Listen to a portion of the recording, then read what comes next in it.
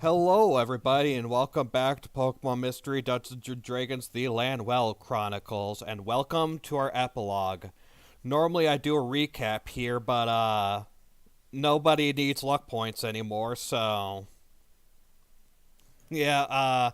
In the last episode was just the final fight with Fleffel, where they managed to defeat him and send all the Ultra Beasts home, and that's pretty much what happened.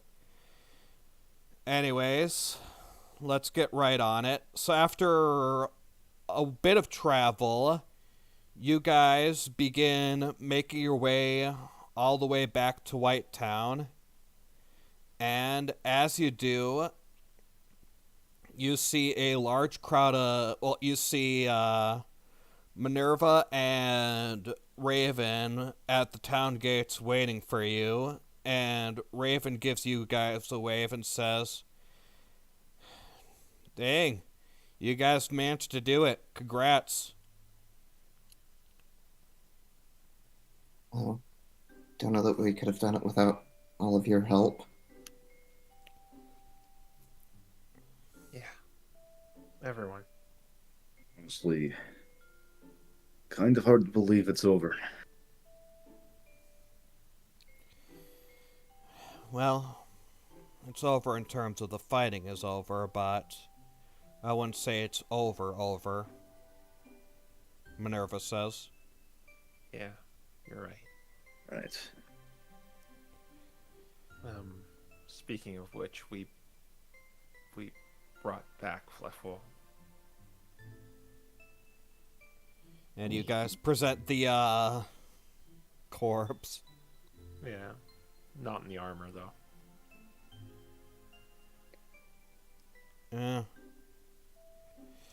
Yeah. Kaylin ain't gonna be happy to see that, but maybe Bear and her dad will give her a bit of closure.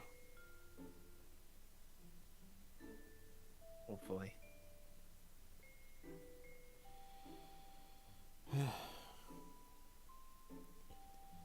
Well, I'll be the one to break the news to her, so you guys don't have to worry about that.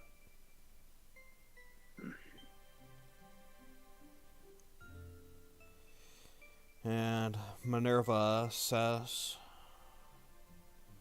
"Okay, I apologize for asking you so soon after your fight, and if you need a bit of time, you may take the time to do so, but now that you have accomplished what you needed to do, Eugene, will you go back to take over your parents' estate? And as for the rest of you, will you take me up on my offer for leadership?"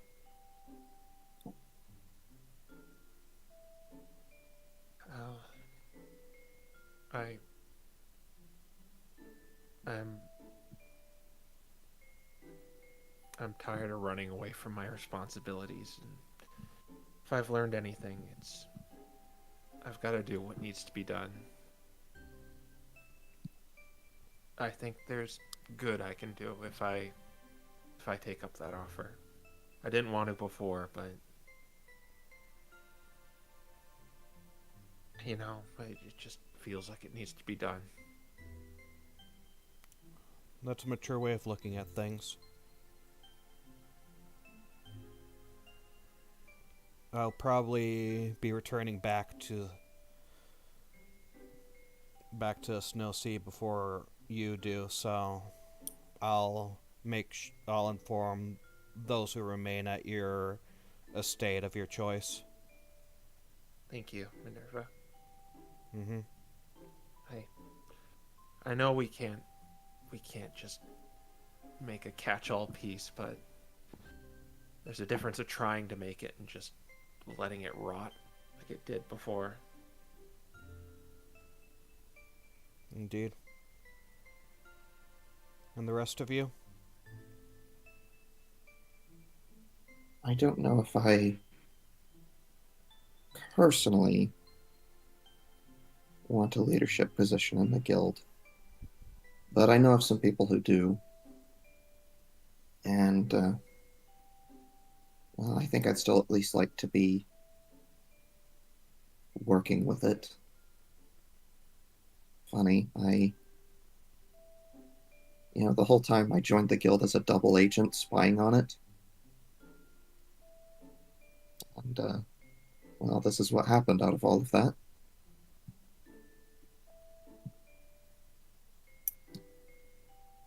Well, it's funny that that's your stance on it, Herald, because by comparison, all of our conversation,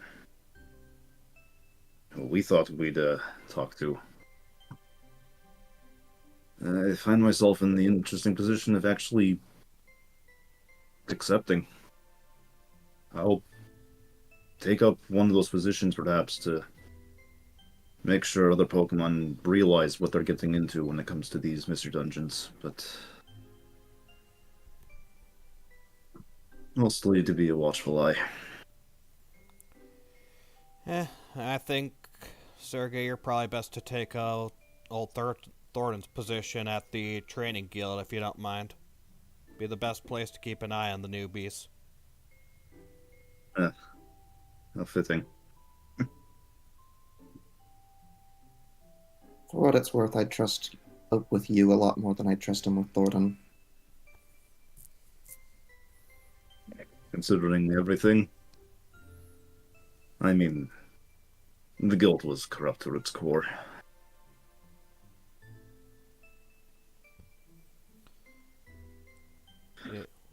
Yeah, unfortunately it was.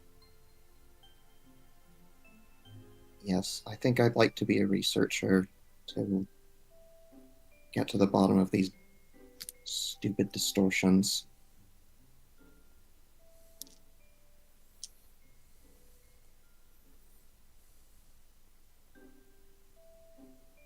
And I'm going to turn and look at Mourinho.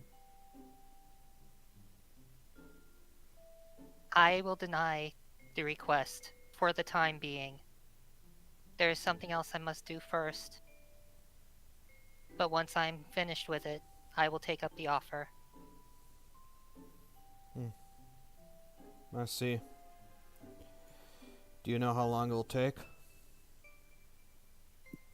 I do not. It will depend on how much progress Aurora is able to make in what amount of time.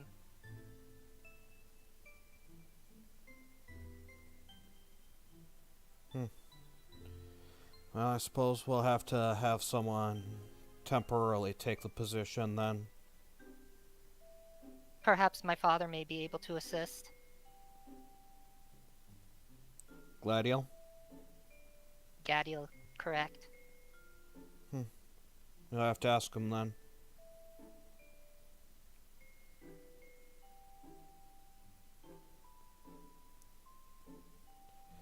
Alright. Those of you, then, suppose I'll ask to rely on you for the future. But before we get to work, do take a bit of time.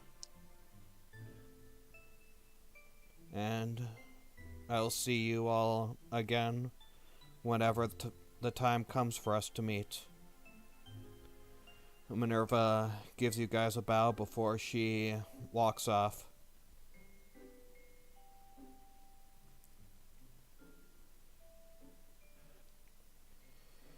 Well, I guess, Harold, I guess if you're going back to researcher, you should probably head to Gwaybold and inform the Delvers about, and have them head up here so we can start, eventually form a meeting with the new leaders. And Sergey, I guess we're going to be, at least when I'm not busy being mayor here, I guess we're going to be working together a lot more from now on. Apparently so. No, I'm actually kind of surprised with myself to take up the offer in the end. It's been a long ride, and I think for a good while I was actually assuming I wouldn't be going back to the guild, but here we are. Well, you sure as heck use you, I'll tell you that much.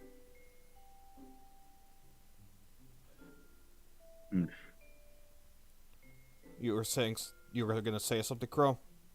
Yeah, you're not giving up that Mariel position, seeing as we kind of forced it on you?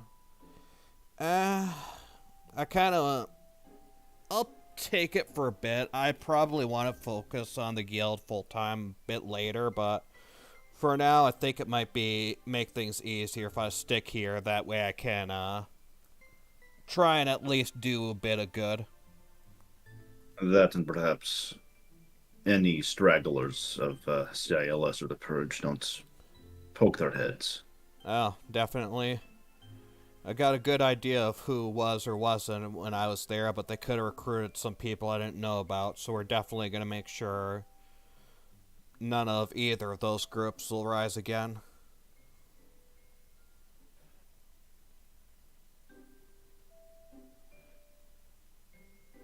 So yeah, that I'll be a little busy, but don't worry, I'm going to be back to guild work pretty much as soon as possible.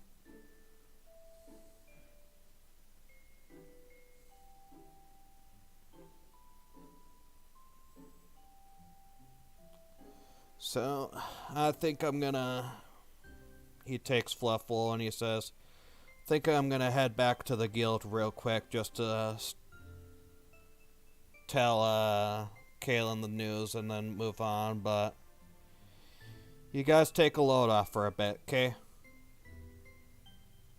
Gladly. Right. Alright, Well, I'd say we deserve it. alright. He takes Fluffle off, and is there anything else you want to do in this particular scene? I don't think so. Not really. Okay. Probably hand off all the unconscious people to go to an infirmary of some sort. Right. Yeah, okay. You do that, you probably take them to like the nearby hospital or something like that so they can rest up. And so you guys take a bit in town, rest up. As you guys are resting up though, Rafa, you remain hard at work, eventually seeking out and gathering the remaining members of the Dark Heroes to have them all head home, and soon enough, after about a week and a week half passes, you manage to gather them all up and bring them back to White Town to have Reniel banish them. How many banishments can you do per day, Reniel? Technically more than 4. Okay. So yeah, as you take them back, your remaining 3 friends, 3. Yeah, 3.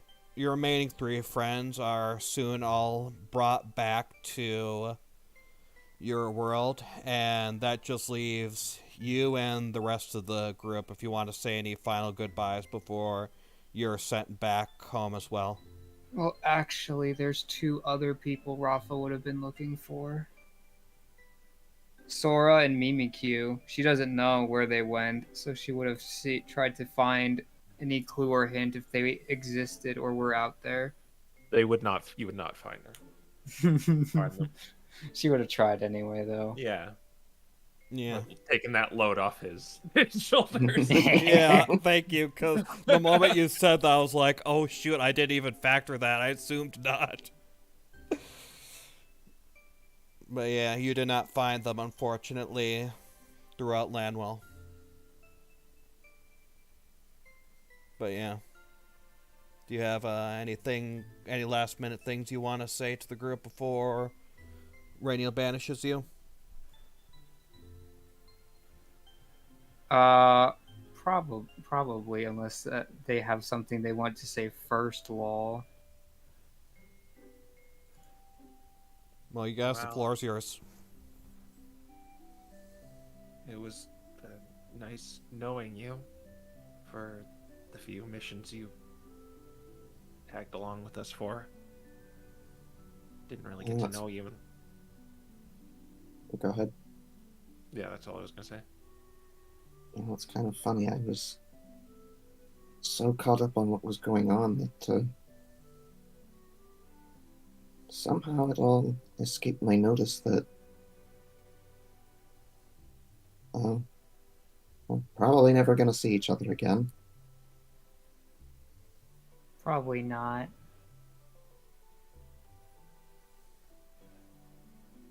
Though, I have to say, when I first came to this world, I tried to avoid attachment. I did everything I could to keep myself as far away from it as possible, and it seems the only way out was in. I didn't care about this world, I just wanted to get out of it, whether or not it burned, but guess I can't avoid what I am. And in the process, you actually helped us save it. Fair too. I've kind of felt that same way as you did, and I live here.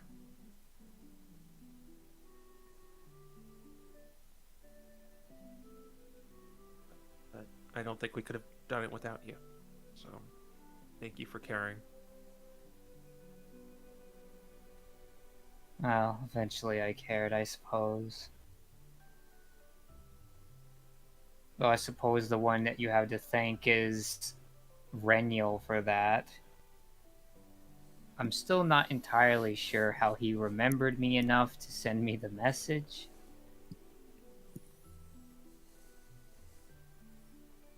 He shrugs.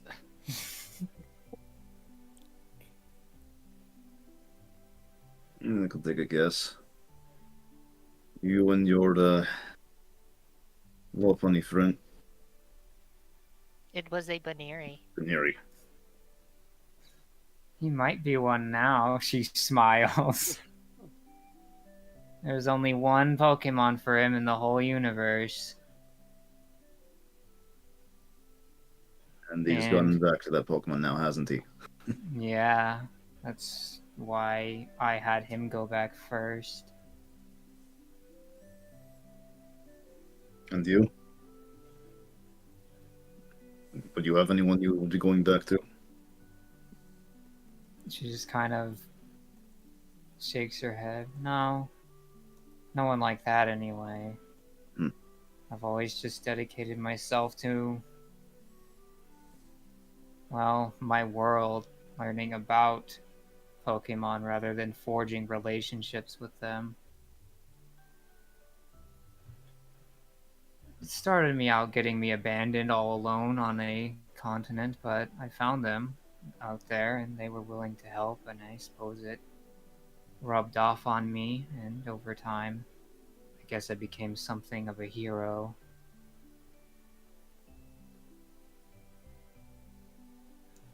And our world is unfortunately in a lot more peril than yours is right now. I guess that just means that when you'll be going back, you're going right back to being a hero, huh? Yeah. For as long as my 9 lives hold out. Are you sure you're not down a few? I mean, you went down a few times. She shrugs. I don't know what counts as 9 lives coming or going. But either way, potentially I might have to track down 4 Fluffwolves. I tried to prepare my world before I left because I figured I might die, but if I can make a difference, then I have to go. Though, you have at least the chance to make your world something beautiful, something that mine already was. Learn about different cultures, different Pokemon, how they interact, why they interact, what did they like, what did they dislike, how did they choose to live their lives. These are all things that I know very intrinsically to my world, and I think that's something that Lanwell lacked. That's why it was delved into so much disaster. Even the books that I read about it were very isolated, only one perspective at a time in any library I visited. So I hope that you'll make it understand itself better. Maybe if I ever find a way back, I can see your progress. Yeah, maybe the sequel to that book will have a better ledger.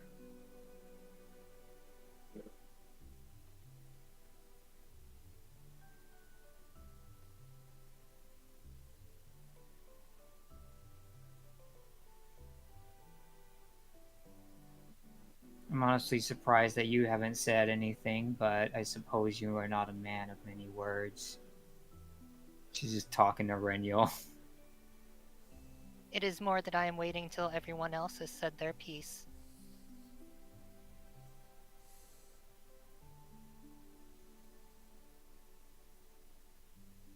Well, I do have something to say to you. A bit of advice before you leave. He looks to the others to see if they have anything else they want to say.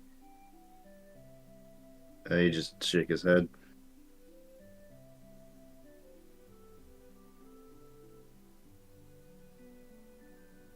I'm guessing no one else has as anything. well. Renyl's going to take out those bracers that he got, and he's going to hand them off to her. And he's going to say, Here, have this to remember us by. I know you said you are a bit of a free spirit, do not have anyone else to go back to, but know that you have friends here.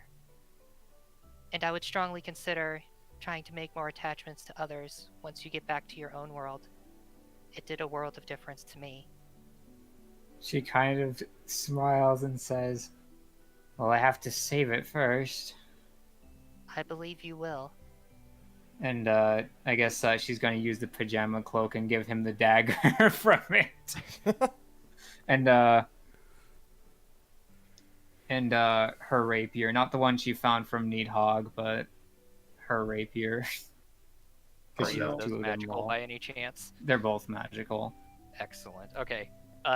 Is there a plus value on that dagger? I'm writing it down. Not the dagger. Okay. A standard dagger. It's standard.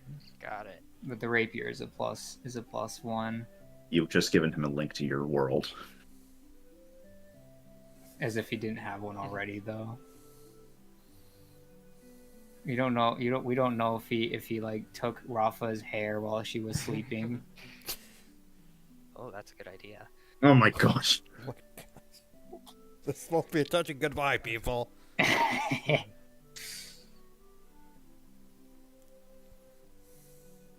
Thank you. I will cherish these gifts always. Yeah. Well, at least your Alan got to survive at the very least. She like pulls out like this like Alan's helmet and she's just kind of like, ours wasn't so lucky. That is unfortunate.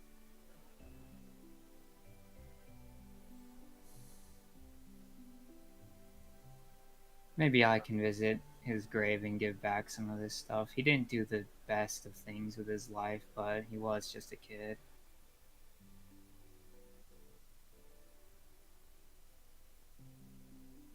Well, perhaps we should stop prolonging this and say goodbye.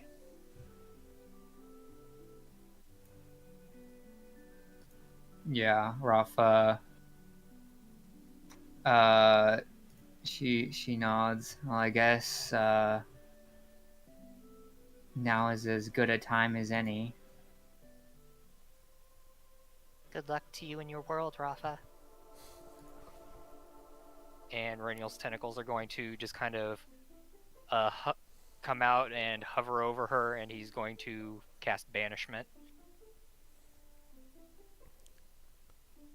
Alright, you see Rafa there for a moment, and as Renyl's spell takes hold, Rafa disappears in front of you.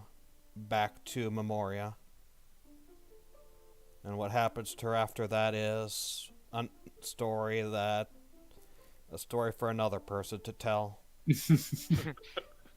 Yeah, sounds like an unlucky son of a. Oh my God. Says the one who gave me them. Alright. And since you guys are likely going to be splitting off soon to go to your respective stuff, do you guys have anything, last minute things you want to say to each other? Yeah, like as kind of Minerva, I'm probably going with Minerva, right? Mm-hmm. I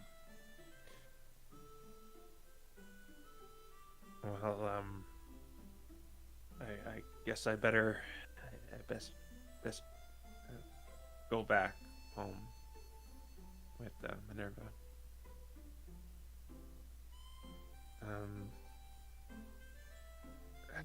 I don't know how to say this. Well, we're not going to see Rafa again, but we will see each other again. Yeah, definitely. The festival, right? Of course. I was actually going to suggest Renial nods.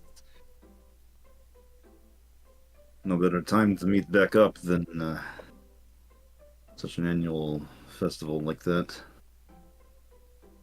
Yeah. I guess thanks for putting up with me and teaching me to show compromise, I guess. And not to squander my life. And thank you for caring about me. Not many people do that.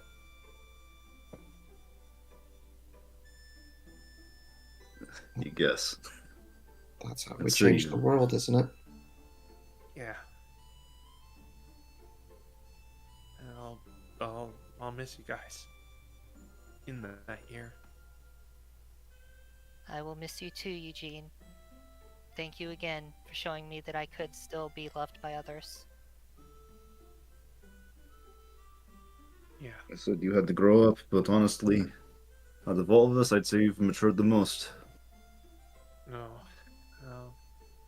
I still gotta do work. I don't think I can just get content with staying in the same place. I just Well, at feel least like you I'll got your regress. toes wet. Yeah. You want to let us know that this state of yours goes Yeah. quite a different life. Well, I made a lot of promises, and I feel like I should keep my word with a lot of them. Oh, hey, put it this way. If I ever need money, I know who to go to. Yeah, I have a lot of that. But I'm probably going to try to patch up the relations between Caldwell and Aaron. Yeah. I will be doing the same from another part of the continent. Ugh, you make me feel like I'm not doing my part. You have to just teach up the next batch, I guess. Oh, I know they're in good hands. I can only hope. You remember how eager all of us were when we first started? What we thought? Wanted that to just get that through their heads. It's not really all fun and games. Yeah.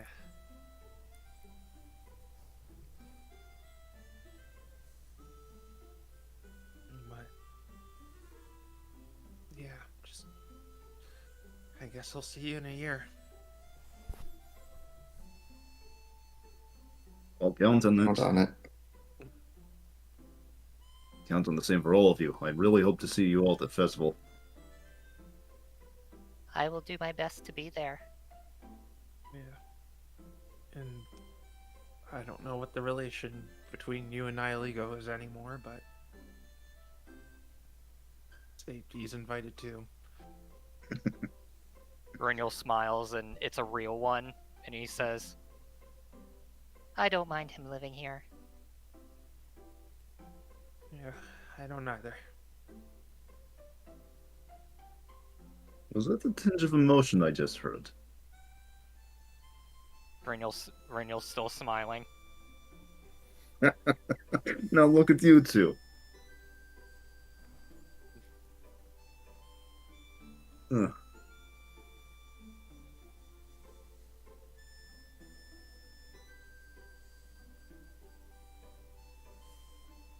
You know, I was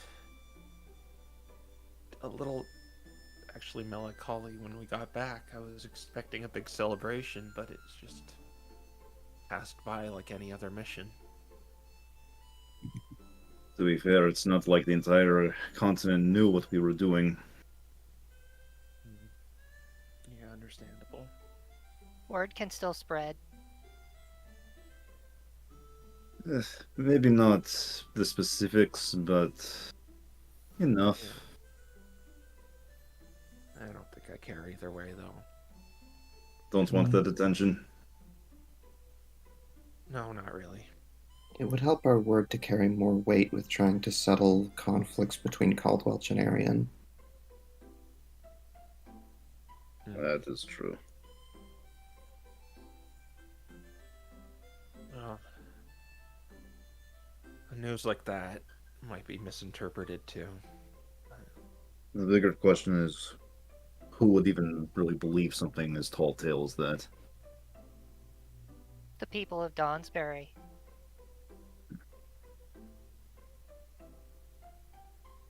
And I have to give this back to Cyrus too. Not that I used it much, actually.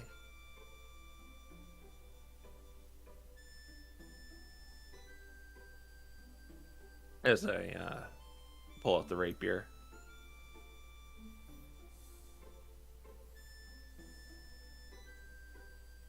But yeah,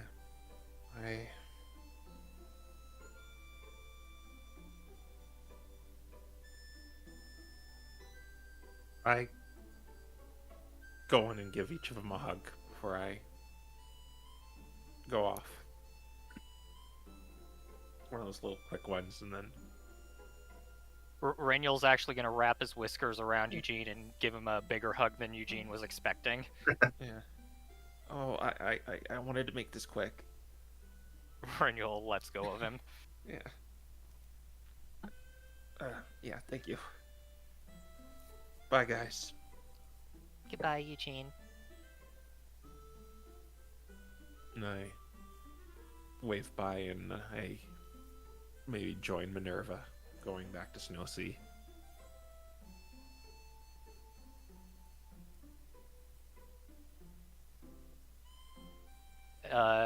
Reniel's going to turn to Harold, and he's going to say, As Rafa said, I am a man of few words, but please express to Koritha that it was an honor fighting alongside her.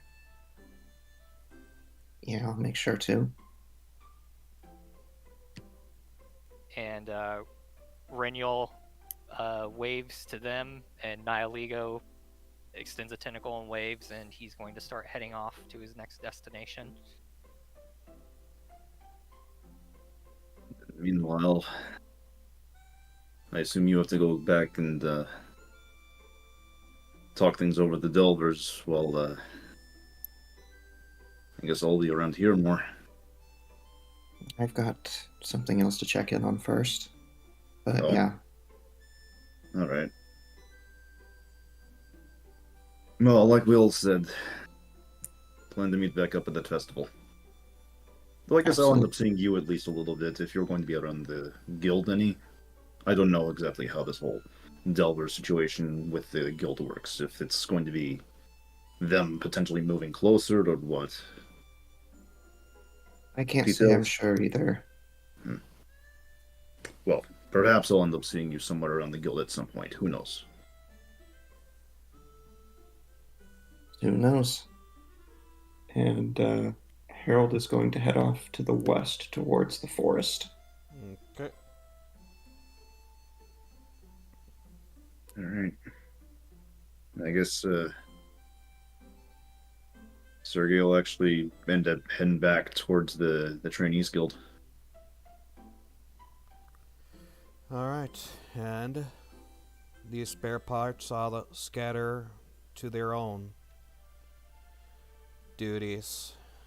And we will begin with you, Harold, first, actually. Okay. So, you walk your way to the Misty Gales Forest, make your way over to the humble home of a certain Meowstick. And as you walk over to his small little area, you see Maury sitting there. He seems to be sitting on a stump and reading a story to a few of the ghost children. And as you're approaching him, you actually hear one of them, a mischievous, pipe up and ask Maury a question, to which Maury responds.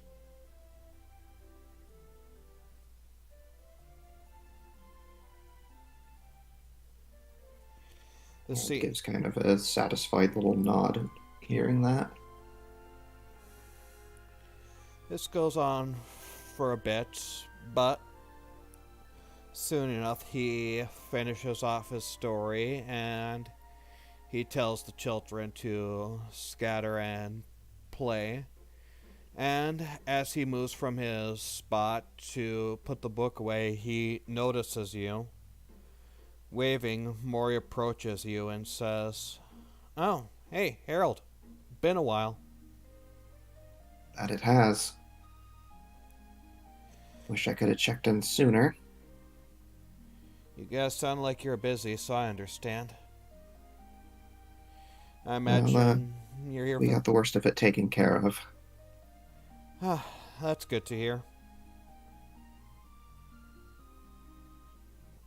So are you here for the reason I think you are? Most likely. Alright. Well, follow me and I'll bring you over to Hope.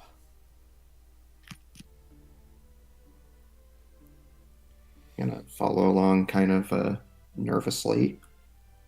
Okay. He takes you over to the back of the village, and you eventually see Hope and that Zork you brought out of the dungeon as well. They both seem to be tending to a small wound one of the ghostly Zora had, and they seem to actually be talking with each other as they're busy doing it.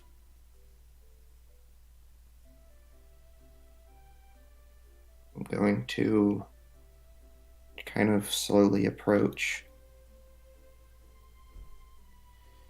Okay. You approach, and the two of them look over you. The Zorak speaks first, and she says, You were the one who brought us out, right?" And a few others. And Hope looks over you, and you see somewhere within his eyes some sort of familiarity, and as he looks to you, he asks, "I know you, don't I?" Well, I think the last time you were yourself, I was a Psyduck when you saw me. Psyduck. That does sound familiar. I'm going to use Minor Illusion and create an image of myself before I evolved. He looks at that. It seems to be similar. He sees some amount. He seems familiar with it. And he says, "Yeah, I knew you before I was one with the dungeon, didn't I?" Yeah.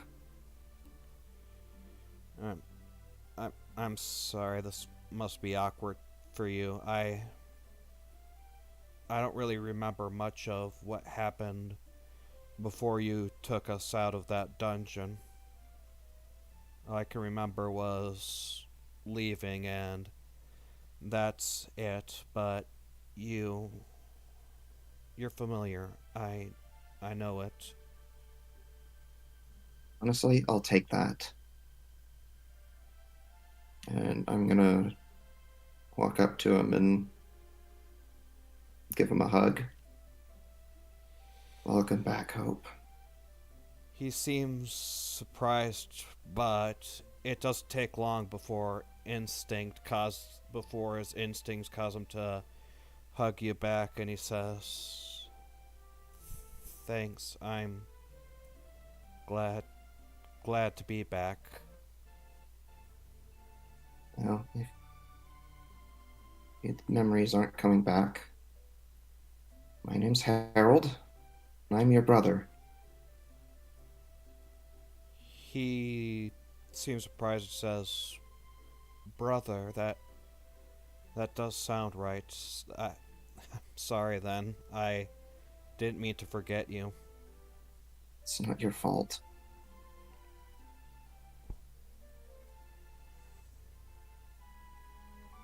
I don't know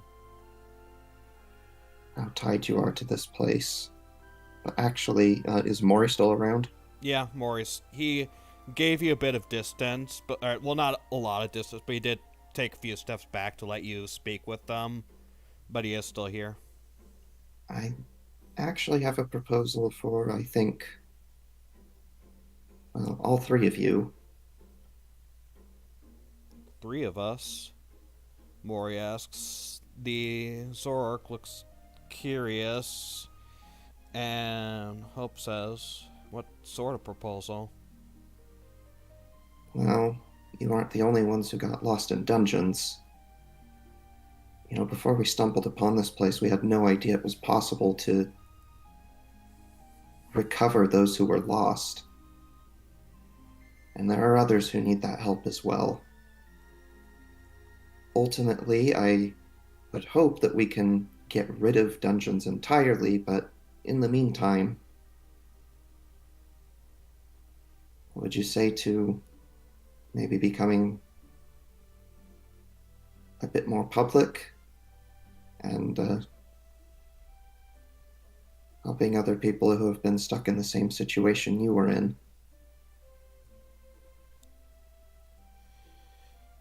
Hope thinks for a moment, but he nods and says, "Yeah, I can't remember much of my time in the dungeon, but I remember it wasn't a happy time for me. Being free and regaining my sense has been nice, so if I can help Pokemon like that, then sure." Zork thinks about it for a moment, but she says, "I would prefer to care for the little ones right now." But Maury says, I mean, if I can do so while also keeping an eye on the younger ferals, or former ferals in this place, then in any way you want I can help, I would like to. It'll help me atone for what I did previously to you guys. Well, hopefully if we do this, you can get more I out suppose, in the open support and not have to resort to methods like that anymore. yeah, that's true enough. And yes, of course, helping these children will be part of it. Okay, then I'm in.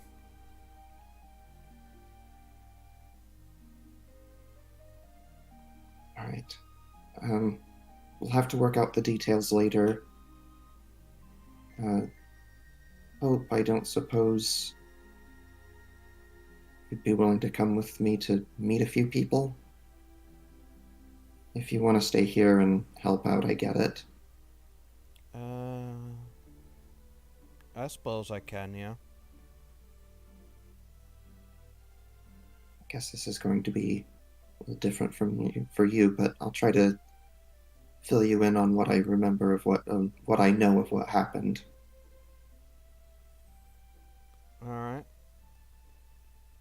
Then I suppose we'll go.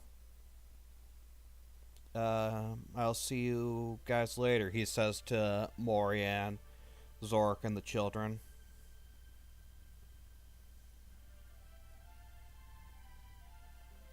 Alright, Harold, let's go. Alright. We'll be back. Alright, see you later. We'll head off towards Gwaybold Town. Alright. Then, as you're traveling to Gwaybold Town, we will move to Eugene. Okay. Eugene, you take the long cold route with Minerva over to Snow Sea Village. You probably made maybe a bit of small talk with her along the way there, but eventually you reach the village gates, and Minerva says, I should head to the guild as soon as I'm able to. Will you be fine heading to your manor on your own? Before all that too, could I have dropped the rapier back in Donsbury? Oh, right, yeah. Sorry, thanks for reminding me. I forgot. Yeah. You, along the road, you went to Donsbury and you dropped off the rapier. Cyrus was glad to have it back, even though it's fulfilled its purpose, and he thanked you for fulfilling your promise to bring it back. Yeah. Seems glad to have a memento of his ancestor. I didn't really use it in the end battle, but it did have its uses in others. So long as it had some use, I'm sure my ancestor would be proud. Mm-hmm. Yeah. I hope your perspective has changed a little bit too. Honestly, seeing how all the Pokemon and seeing how everyone came together to help this old town when those beasts attacked, I think it kind of has. We weren't Aaron and Caldwelch at that moment. We were just Lanwell.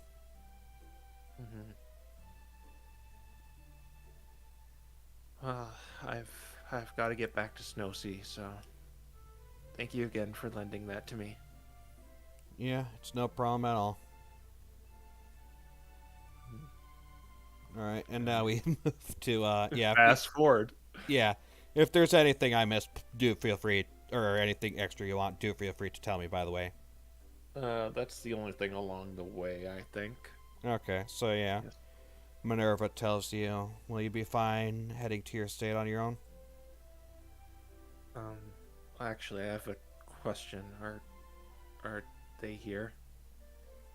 They're not in the estate, but yes, your parents are in Snowsea's jailhouse. I've said I've got to stop running away from confronting things, so I think I should go to them first. Very well. Is Jiggins still the butler at the estate? He is, yes. Yeah. Okay. And he wasn't involved in any of it? As far as we could tell, he was not aware, and no mention of him came on any of Estes' notes or anything we could see on the perch. Okay. Well, I'm gonna drop by the jailhouse first then. Very well. You may do so. Yeah. So it's actually been a long time since I've been here, besides that detour, more or less, we took to talk to Minerva initially, so I'm just kind of enjoying the scenery of the town without, the stress of having to run off to some other dangerous adventure afterwards. Mm-hmm. But I probably make my way there and stand in front of the place for a good few minutes before I go in and inquire about them. Okay. You go in and you see a watchdog guardsman look to you and say, "State your business." I am a son of House Balthazar, and I wanted to talk to my parents. Oh, Eugene. Yeah. Are you sure you wish to do that? Mm-hmm. I wouldn't be here if I didn't. Very well. Allow me to escort you. And he takes you a bit of ways into near the back of the prison where you see them. They are in 2 different cells across from each other. You see both your parents there. I just kind of show up there in the middle of the hallway. And they not saying a word. You do that. Both your parents eventually notice you as well. Your father has a stern look on his face and doesn't say much, but your mother eventually says, "I didn't think you'd ever visit." The truth, I didn't think I would either. I saw you in Donsbury, I think you saw me too. We did, yes. And I didn't want to say anything to you because despite I knowing it be true, I just wanted to ignore it and just hope it would all go away. But it didn't.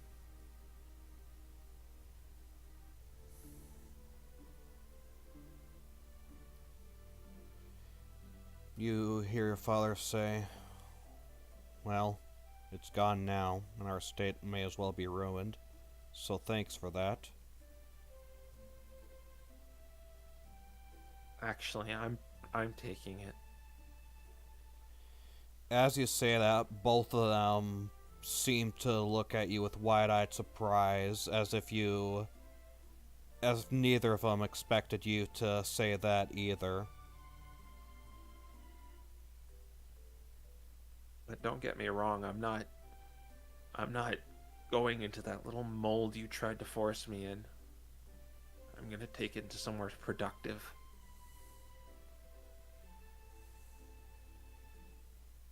So yeah, maybe I am going to ruin it, but I'm taking it.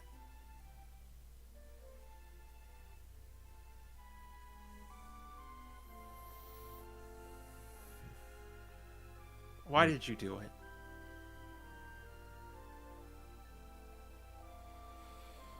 Because of the siege of Snow Sea. I was not there at a time, but I heard horror stories of what Caldwell did, and they were planning on starting another war. We needed to make sure they couldn't do those horrors ever again. That's the frigging problem with you and everyone I ran into. You're all dwelling on the past, not focusing on a future. It's just eye for an eye, drawing first blood before they do.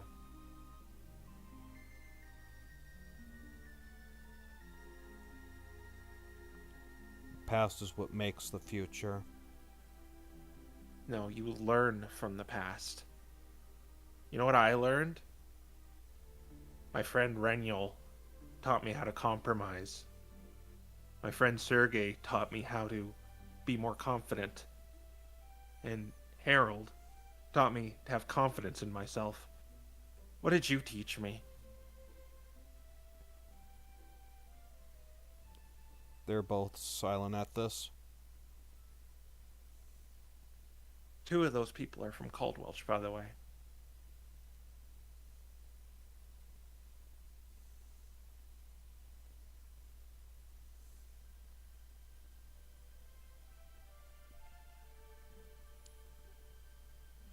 Is that it? Honestly, I'm just here to pull this band-aid off.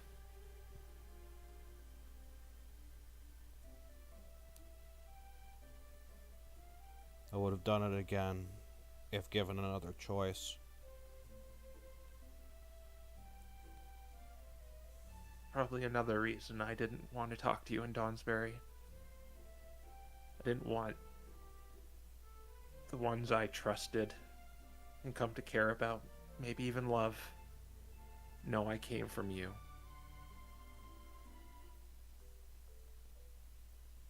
And I'm just gonna leave. Oh boy. Okay.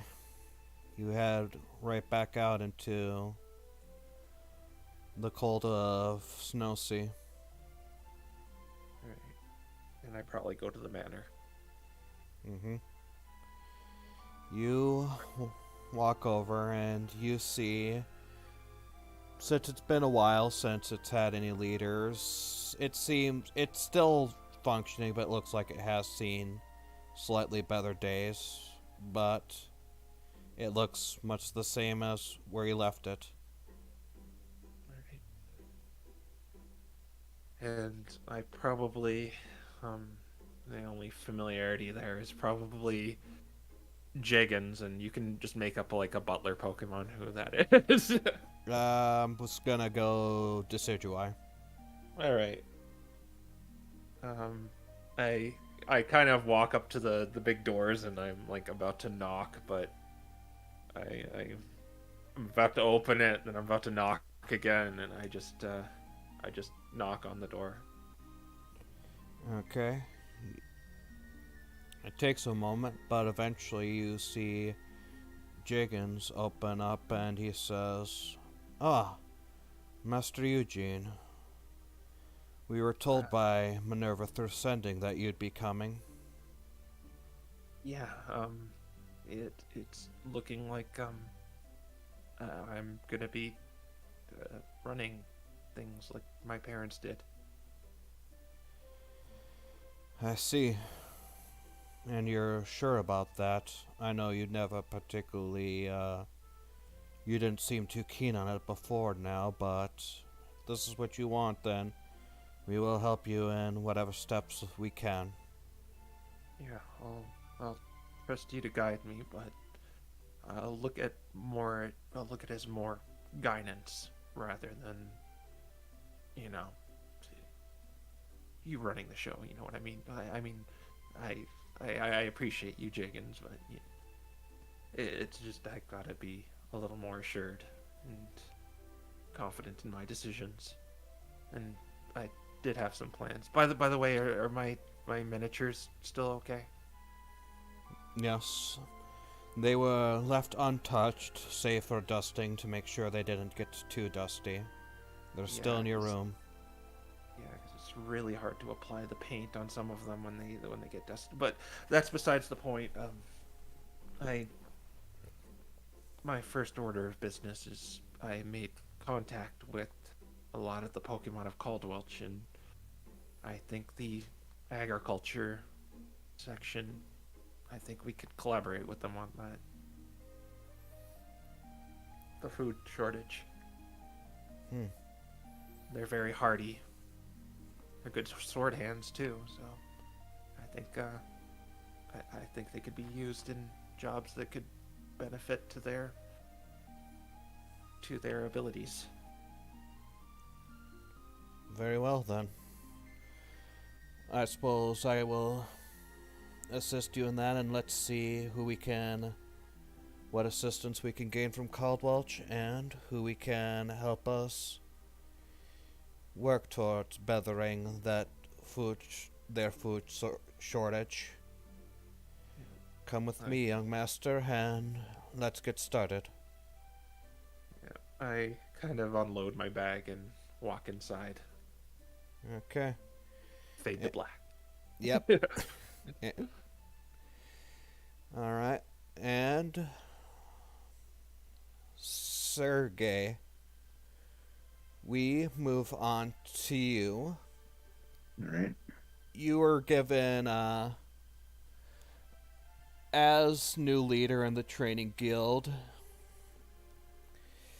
Raven sort of gave you a bit of an idea, and you got to meet all the old friends from the training guild, though you see that Kalen isn't there at the moment, but everyone else seems to be, but Kalen, perhaps because she was taking time off or something like that, you don't see her there. However, you spend a bit of time getting used to taking up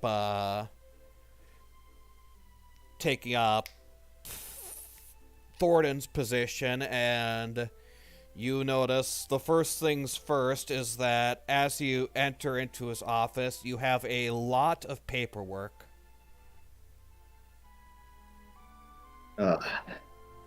This is the one part I probably should have been asking about.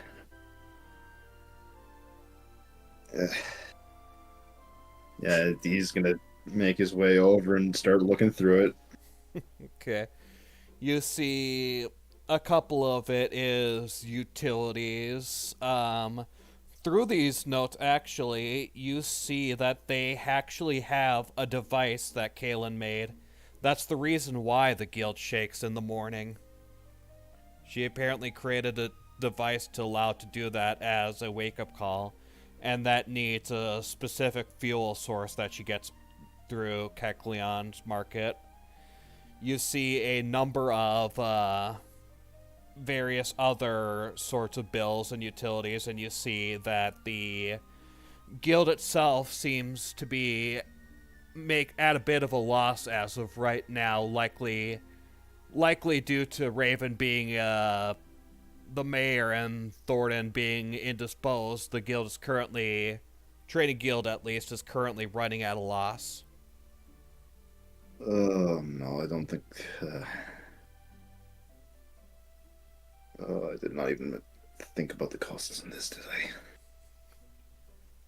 Yeah, he's already scratching his head, looking through everything now, just trying to think of what he's going to have to do before probably glancing back out of the office and. Alright.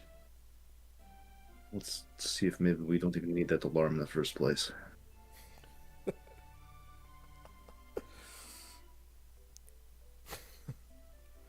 Well, I think now I understand why they had all their shitty practices, if this is what they were doing to pay for the guild, but it's not how we're going to do things here. And, yeah, he's going to take the bills and kind of start sorting them off to the side, just at least to start planning things, but he's already aware he's probably a little out of his depth with this, and definitely thinking it would be helpful if Raven was here right now. Well, luckily for you, after looking through things for about a few hours that felt like an eternity, eventually you see Raven come in and he says, "How are you handling things?" Don't tell me this is what you have to go through every single day. Welcome to the joys of being a leader. It's so much more paperwork than I imagined. Yeah. If it helps, I can try and handle a bit of it while I'm busy doing mayor stuff, but you still got stuff you have to do as well. Right. The simple fact that the Train Guild is going at a loss right now. Oh, it is? Oh, crap. That's gonna suck. All it's a little bit of vengeance, perhaps, but I did notice it's a pretty hefty cost on that little wake-up device. Okay, Lynn. Can't believe that's what it's been this whole time. Yeah. No, she, when she first joined, she noticed that a lot of the trainees were having trouble, actually waking up on time, so she decided to make a device to do it. I thought it would be a simple alarm clock, but she sure as heck doesn't do things halfway. Halfway and pricey. Uh, Apparently, it's regularly running off of something purchased from the Kekrion market. yep. Yep, pretty much. If you got an alternative, a way to wake everyone else up without using that machine, I mean, I hate to do this while she's off, but if you got a less pricey alternative to wake everyone up early in the morning so they get used to it, I'd love to hear it. Yeah, she's off grieving right now, unfortunately, so I couldn't really ask her for much, and I would never want to at this point. I'll have to find out if I can think of some alternative, but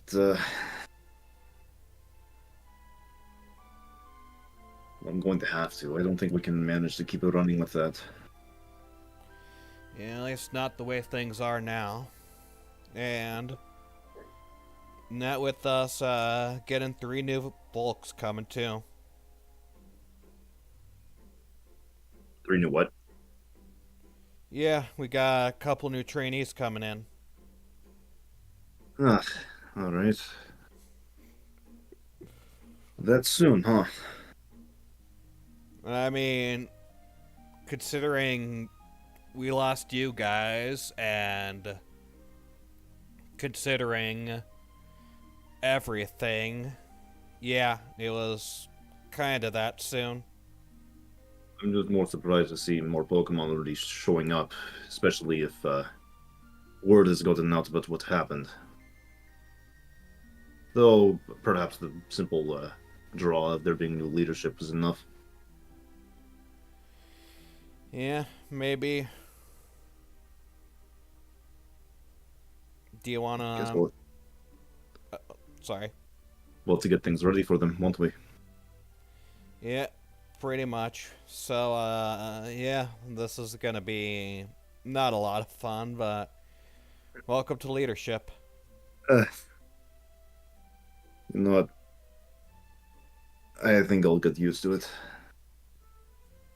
At least everything but the paperwork. Oh, the paperwork is also something you're gonna have to get used to. So have fun.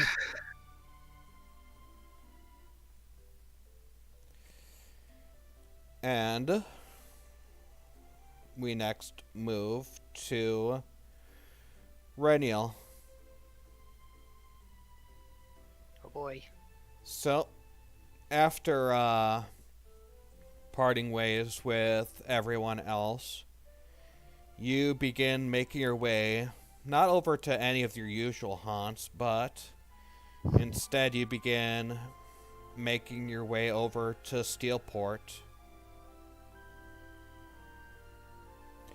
As that's where you've heard that Aurora has, while you guys were off doing your things, Aurora had taken her mother's position as mayor. Alright, so I'm just like in town square or something? Yeah.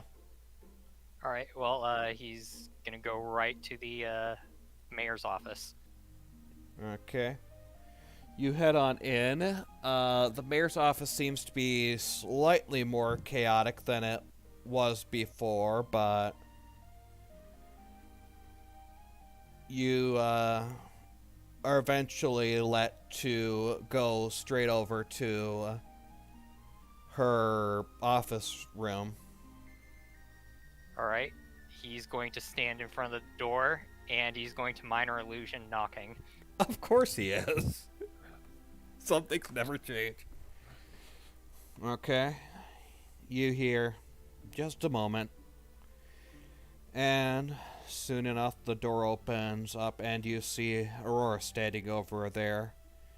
She looks to you and says, "Oh, Reniel, you're here." Hello, Aurora. Are you ready to get to work? I've already been doing a bit. This job is so stressful. I'd rather be back at the guild. I'd imagine so. That's why I'm here to help. Okay. Thanks for that. He nods. Fortunately, I can choose whether to be bored or not, so anything you do not want to take care of, simply hand it off to me. I mean, thanks, but I'd rather not burden you too much with Mother's old work. At least Be not. honest. Be honest, Aurora. You hate it. Yes. Well, that's why I'm here. Hopefully we are able to make this as painless for you as possible, until we can find you a replacement. Right. Alright. We need to, first things first, we're gonna need to focus on the shipping first and foremost. We're gonna need to find some way of, and perhaps hiring some help to make sure the shipping to Caldwell goes smoothly and make sure they're not being shortchanged as well. We should hire some Caldwelchians. I am certain they would appreciate the work, and they of all people would not shortchange themselves. That is a fair point. It'll be hard to get a lot of... At least there are plenty of Aryans who probably wouldn't be as interested in working with Caldwelchians, but at the same time, that may work out fine. We'll just need to find the ones who will. Could I rely on you to, I hate the fact that I'm asking you to use your mind reading stuff, but can I ask you to go out among the nobles and see who might be actually willing to work with Caldwelchians on this project? I would be offended if you did not ask me to do that. Okay, thanks. And he gives her his newfound legitimate smile. Aurora sees this for a moment and takes her back and says, "I don't know whether to be terrified or happy for you, so I'm gonna, at least for now, I'll be choosing the latter." Well, hopefully you will get used to it. Maybe. Hopefully. Alright, I've got a lot of paperwork to do, but thanks for the help, Reniel. You're welcome.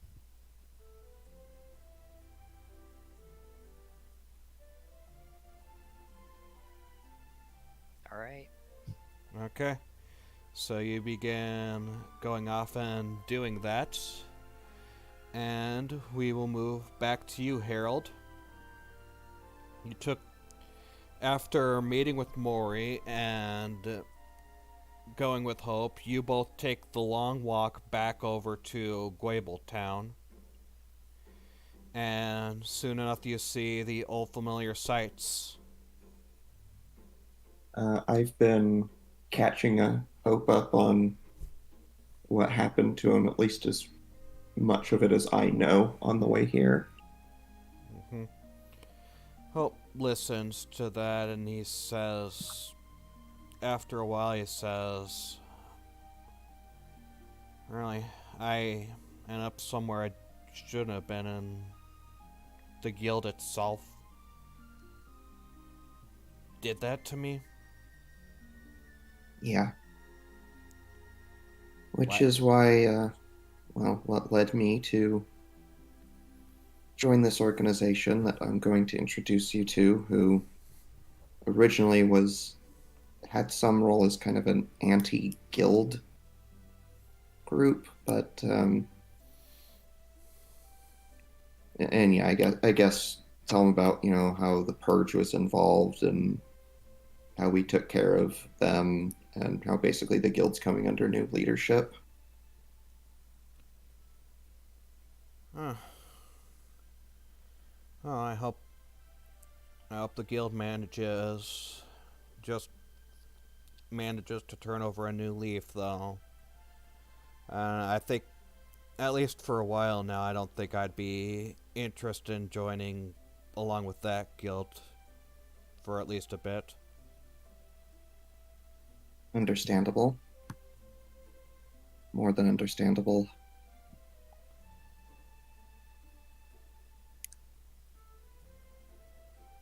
Okay. Eventually, but after telling about all this, you head through the town until you reach the Delvers. And strangely, as you reach, you see that the rundown office that they used to use as a front seems to have been redecorated into a proper meeting area. And you see Christelle seems to have plenty of bakes packed, and as you walk in, she looks to you and says, "Oh, Harold, it's been a while."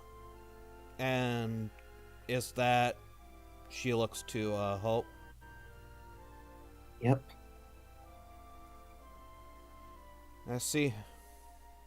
It's good to see you both together.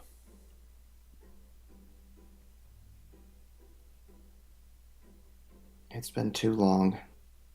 It has.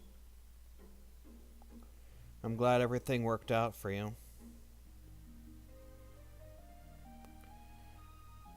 In any case, I'm going to be going off to start my position as guild leader again soon. But Robert is still in charge, so feel free to still report back to either him or me whenever you can.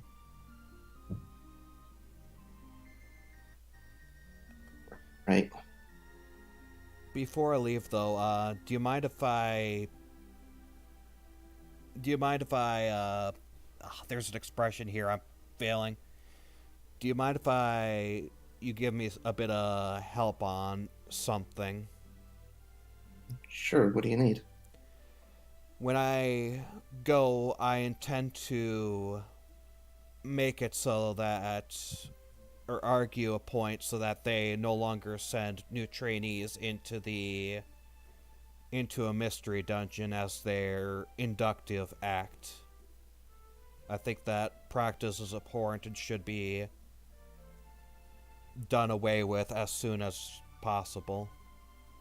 I agree with you there. But I expect there's going to be some sort of blowback and there's going to be some form of, but at the same time, we use that for like training them in real-time experience or something like that. Do you have any suggestions on an argument I could make when I get there in order to help make sure this passes? Well, first of all, it may not be as hard as you think because Sergey's now in charge of the trainee guild, the trainee branch, so he'll have a lot of sway there. But I think the argument is just that dungeons are too dangerous and unpredictable to throw anybody inexperienced into them. Even when you think it's a relatively stable distortion, you really never know what it's going to do. Indeed, we are more than aware of that in our research. Actually... Also, I think there's that mentality of dungeons being exciting or an adventure, and I really think that's a mentality we need to curb. Indeed. I'll make sure the guild understands that we must treat dungeons with the respect and fear that they deserve. We must make sure it is understood how dangerous they are.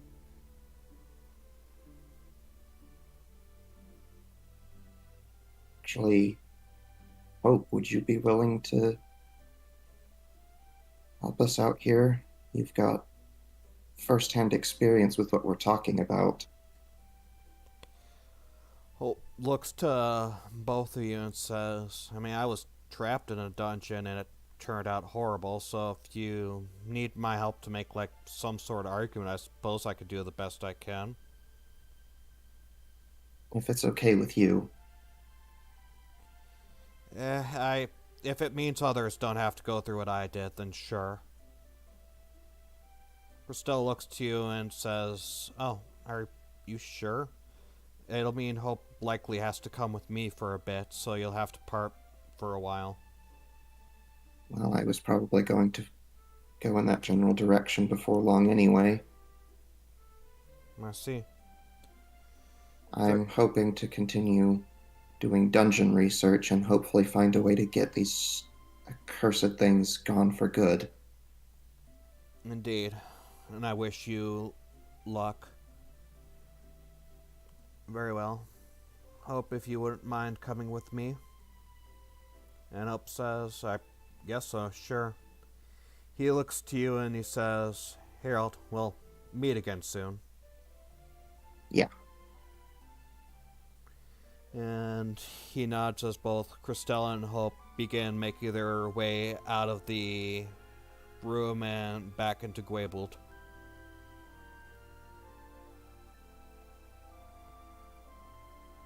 Right. I will make my way down into the less public area. Okay. You activate the badge, open up the secret passage, and you begin making your way down into the laboratory. And you see a few fewer familiar faces there, but you see Robert, Ave, and Ricky are all... Robert, Ave, Ricky, and Drazra are all there.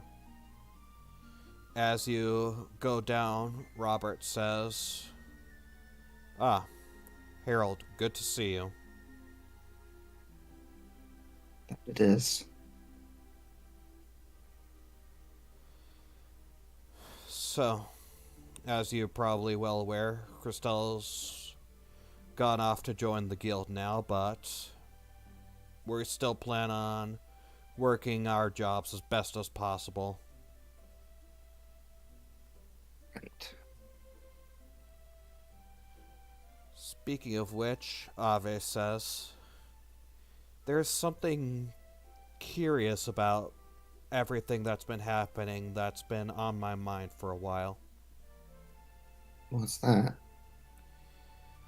According to what you guys said, that Fleffel, he was going to turn the entire world into a or at least the entirety of Lanwell into a mystery dungeon, right? Right. Do you remember how he planned to accomplish that? I don't know if we ever found out his exact methods. It had something to do with a tree, though, right? Oh, that's right. Destroying the Blearden tree. I thought as much. It makes me wonder, assuming it's real, and I think we can relatively run under the assumption that it is at this point in time, if Leffel's actions to create mystery dungeons, or at least cause a giant mystery dungeon in Lanwell, revolved around the tree, then, logically speaking, what do you think that means for us? If we could find some way to strengthen its influence, we could maybe get rid of them entirely. Possibly, yes. It's written in stories that the Blearden tree may something to do with stability, so it may be that if it doesn't straight up eliminate it, it may otherwise, at the very least, lessen the spread or get rid of a few of them as well. Maybe that's why the lost that Mori was taking care of were able to recover, is because they were in the Lanwell forest. We're pretty sure that's where the tree is. You see Robert look thoughtful and he says, that is connection we cannot ignore. You know, we can probably find the tree.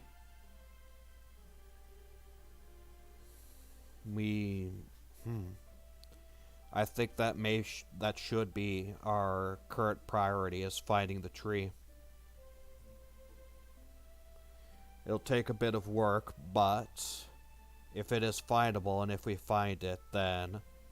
No, we actually have a branch from it that should point us right to it if we can get Renul to hand it over. Eugene has it. Oh. I cast a Gift of Gab and say Eugene instead of Renul. No, I don't have that spell. Can you possibly get that branch sometime from your friend soon? It might be easier for Ave to get a hold of him with sending. Alright. So Ave uses sending. She probably uses sending on Reniel first, but I imagine Reniel will just tell her that Eugene has it. Oh, yeah. Unless you just want to retcon it and say that you meant Eugene. No, I thought Reniel had it, so... Okay. It is in Eugene's possession. Oh, okay. Ave says out loud, it's in Eugene's possession. Let me try and communicate with him. Eugene, you hear one day while you're working on perhaps some paperwork or maybe looking to hire a few Pokemon, you hear Ave's voice in your head and she says, Eugene, we would like the branch of the Bearden tree at some point in time to locate it. Could you deliver it? Yes, I can do that. I've just been hanging it above my fireplace. So I look over it to kind of like set on my fireplace, and I agree. Hopefully on and not in. We'll send Ricky over soon. Yeah. Alright, yeah, no, it's above. Alright. So Ave does then says, Ricky, if you wouldn't mind. And He's in Snowsea. Went to the Balthazar family estate. understood. I'll go over there and I'll be back soon. You see Ricky begin making his way out and you hear him running off.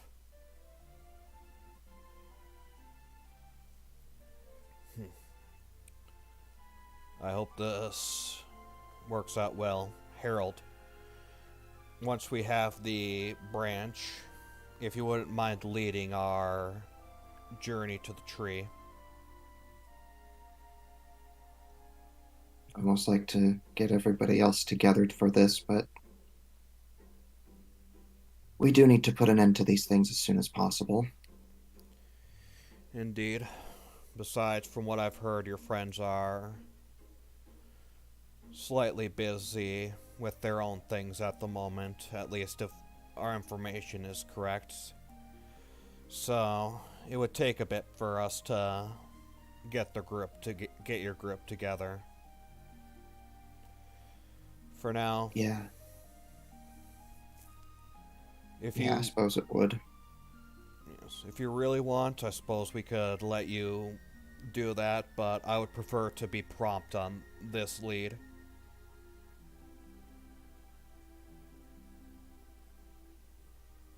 Yeah, I don't think we should wait. Very well. Then we will prepare our expedition towards the Weird Tree once we get the branch.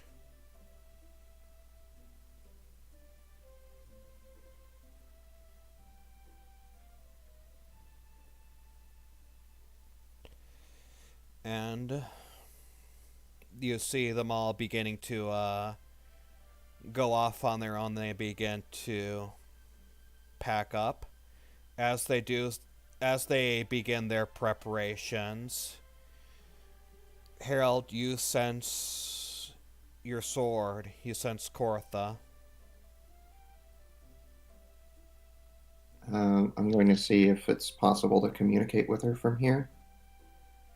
You sense that it is at this point in time. Hey, Kortha. Sorry I've been distracted. It's fine. You've been rather busy from what I've seen. Renil wanted to tell you that it was an honor for him to be able to work with you. I'd say it was a greater honor seeing my descendants still around and still doing amazing things. Be sure to tell him that at some point in time when you see him. I will.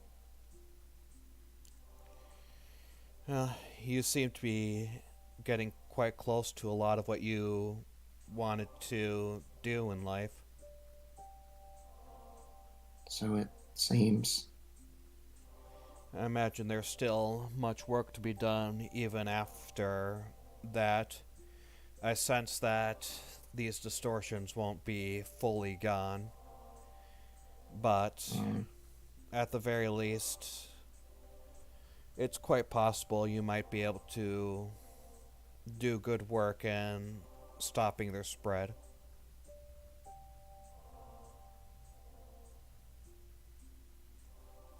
So, what do you do now? I've thought about that for a moment. To be entirely honest, I would prefer... I don't think I should allow my spirit to linger here for too much longer, and the things in my death that I failed at, I feel very much like those burdens have been lifted off me. The one who resulted in my end is no longer. Research in this world is going on along quite smoothly, and I was even able to see that my descendants are still going strong. But for a time, just a time, I think, if you don't mind, I think I'll linger a bit longer, just to see how far you go. I found you to be quite a curiosity. We could certainly use your advice for trying to establish and maintain peace. I lived at the edge of a war, so we were just at the beginnings of peace, but I will give you what advice I may. Don't worry about that.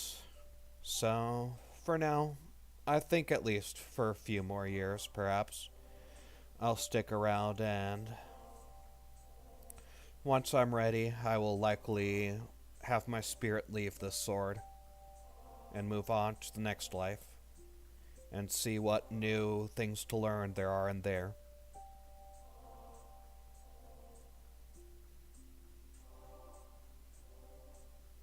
Right then.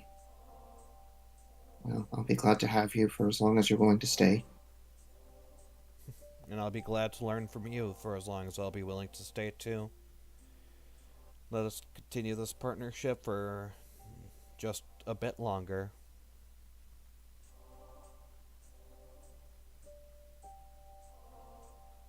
Very well. Okay. And next, we will go to Sergey. All right. So, after a bit longer, soon enough, you meet the new trainees who are joining on in. You see a Litten that seems to be fairly proficient in weapons.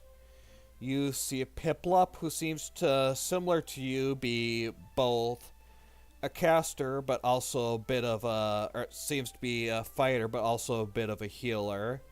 And you see a Cubone who, instead of using the, who seems to like using their club as a quarterstaff and seems to be very much a quick striker.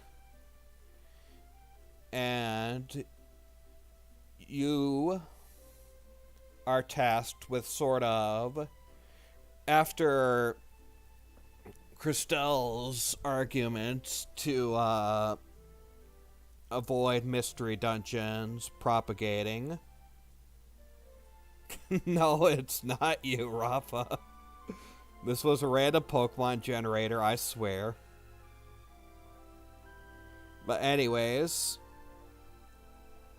after Christelle was suggested not taking him to mystery dungeons, you were asked instead to give them combat experience yourself.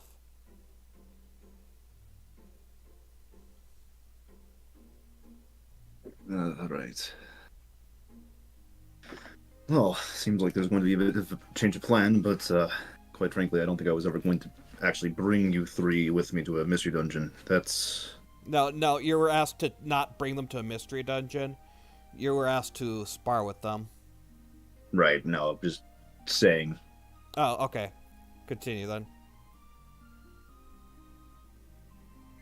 Quite frankly, I agree with the decision, though. I think any new recruit really shouldn't be going through mystery dungeons this early on. It's much more dangerous than they ever let on. So instead, the best way to learn is still going to be through actual... what's the word? Experience. But in this case, instead of going to a dungeon, I think she'll just be fighting me. The Litten blinks for a moment and says, you guys do like a lot of cool stuff? Yes, perhaps that is true, but you always forget. We all start somewhere, don't we? It wasn't actually that long ago, not even a year, that me and my friends were simply trainees, just like you. Don't worry, I'm not going to go all out. But I do want to at least show you. It's not all fun and games. I apologize now that maybe some of you might get a little bit scratched. I'm not going to go all out, but I do want you to at least experience things. The Cubone says, I mean, there's 3 of us and 1 of him. I'm sure we can handle our own.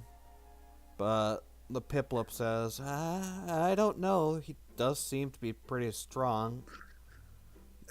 Sergey, in this case, actually does take his armor off, and instead of using his lance, he probably goes back to the back of the room and specifically grabs a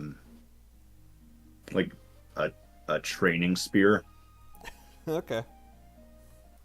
Yeah, they probably provided you plenty of weapons for that.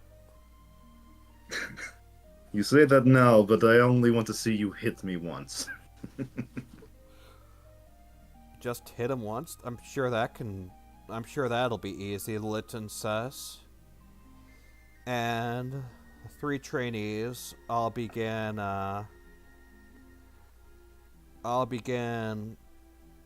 rushing at you. I'm not gonna have you roll initiative for this. I did debate on it, but just no, for the sake of time, I'm not gonna have you roll initiative. his goal here is doing his usual thing of just stopping them from approaching, showing them it's not that simple to just rush in. Yeah, so you begin the sparring match, and thanks to your abilities, you trip them up. They keep rushing at you, but you keep managing to sort of stop them in place. And after a few minutes pass, the Blitzen did manage to get a hit in by taking out a longbow and firing at you, but otherwise it seemed the other two were struggling to even get near anywhere close to you, and they all seemed to be fairly tired by the end.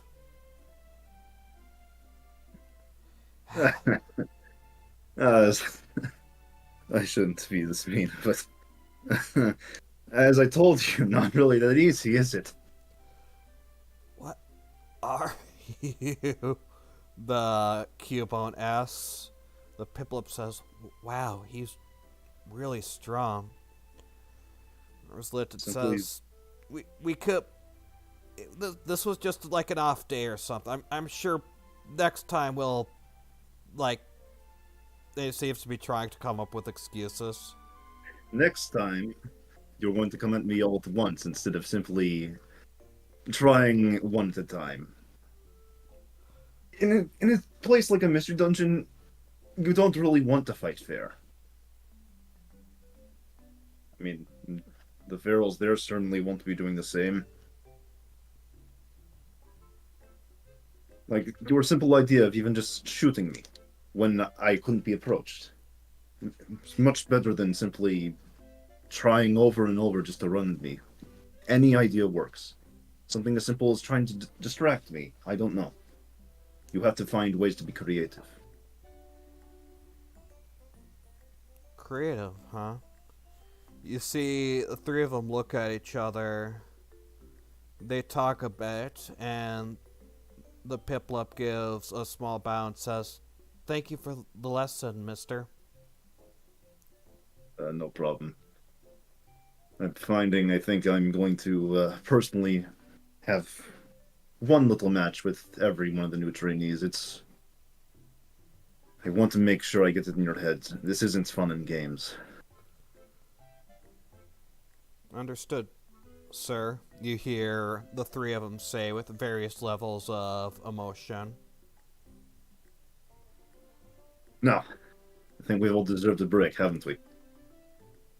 Sure, yeah. And then he sends them off. Okay. As they head off, you see Raven once again on one of his visits to the guild. He comes into the training grounds and he says, "Wow, I didn't know you were that good at this." What? Not Just a little sparring practice, or the talk afterwards. I don't know, things have changed during my time working with the guild, and especially with my friends. Put things in perspective. And especially with work with the mystery dungeons, seeing what's in there, especially my experience where once I was even turned feral, effectively.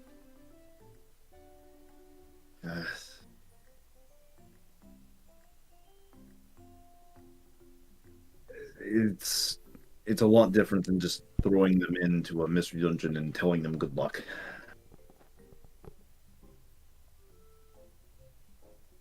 Yeah.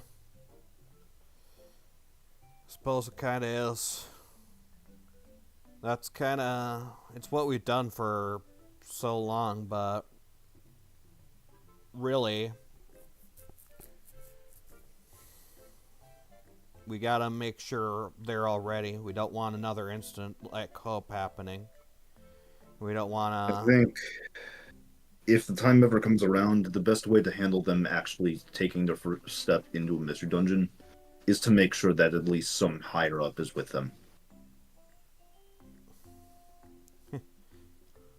So, are I you don't volunteering? think we should be. I might be. As long as it gets me away from the paperwork. Oh, of course you're using this as an excuse to Look, get away from you've seen paperwork. how things have been going the last few days. I would much rather not sit at a desk. Gee, and here Thorny Boy called me lazy. At least I did my paperwork. Speaking of which, I wonder if there's anyone that can pawn that off to. Oh, no, you ain't. Paperwork is part of the job, Sergey. You gotta get used to it whether you like it or not. Fine. But I'm still standing my decision that I'm going to at least try to follow in new recruits. I don't ever think we should send new ones into the mystery dungeons on their own. Even that little training one, first experience there, remember, there was a strange pit full of skulls. One that was not mentioned. I didn't know that was there either, to be honest. It makes me worried how many of those new recruits could have actually been lost there if that's just the dungeon changing.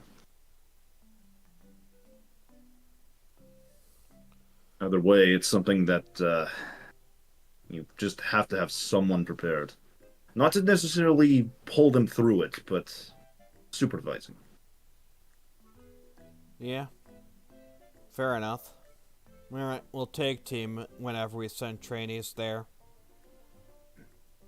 And perhaps we'll do the same when we eventually pick up perhaps more Pokemon to help with leading. I think just the two of us isn't going to be enough at some point. Now it is. There's not enough trainees around, but it depends. You might have Pokemon that'll come through. Some will be seeking the glory like I used to, and others will actually be in it for the cause. But the goal at this point, I think, is actually to turn away the ones looking for glory. Mm-hmm.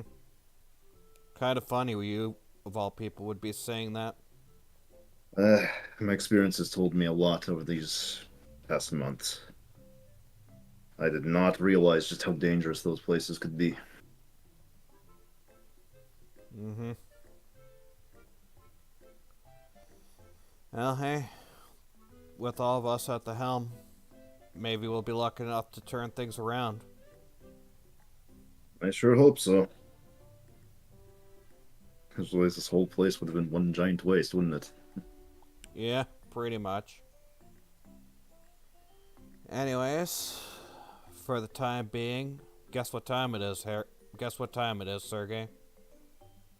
What time would that be? Time for you to get started on more paperwork.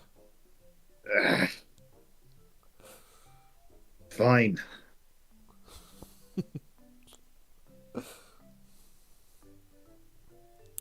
And, let's see, who do I want to do next? Yeah, Reniel.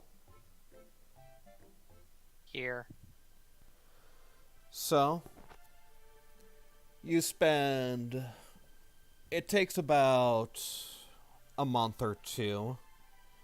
You spend a lot of the time working with Aurora on her project.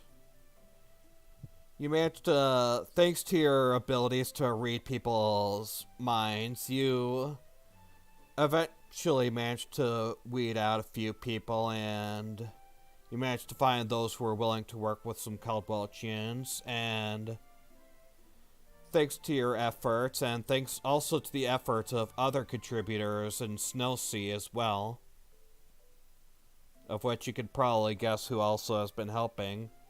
Mm-hmm. You've been managing to sort of help the industry thrive in both Caldwelch and Aaron. And from what you've heard, food prices over in Caldwelch have slowly but steadily been lowering.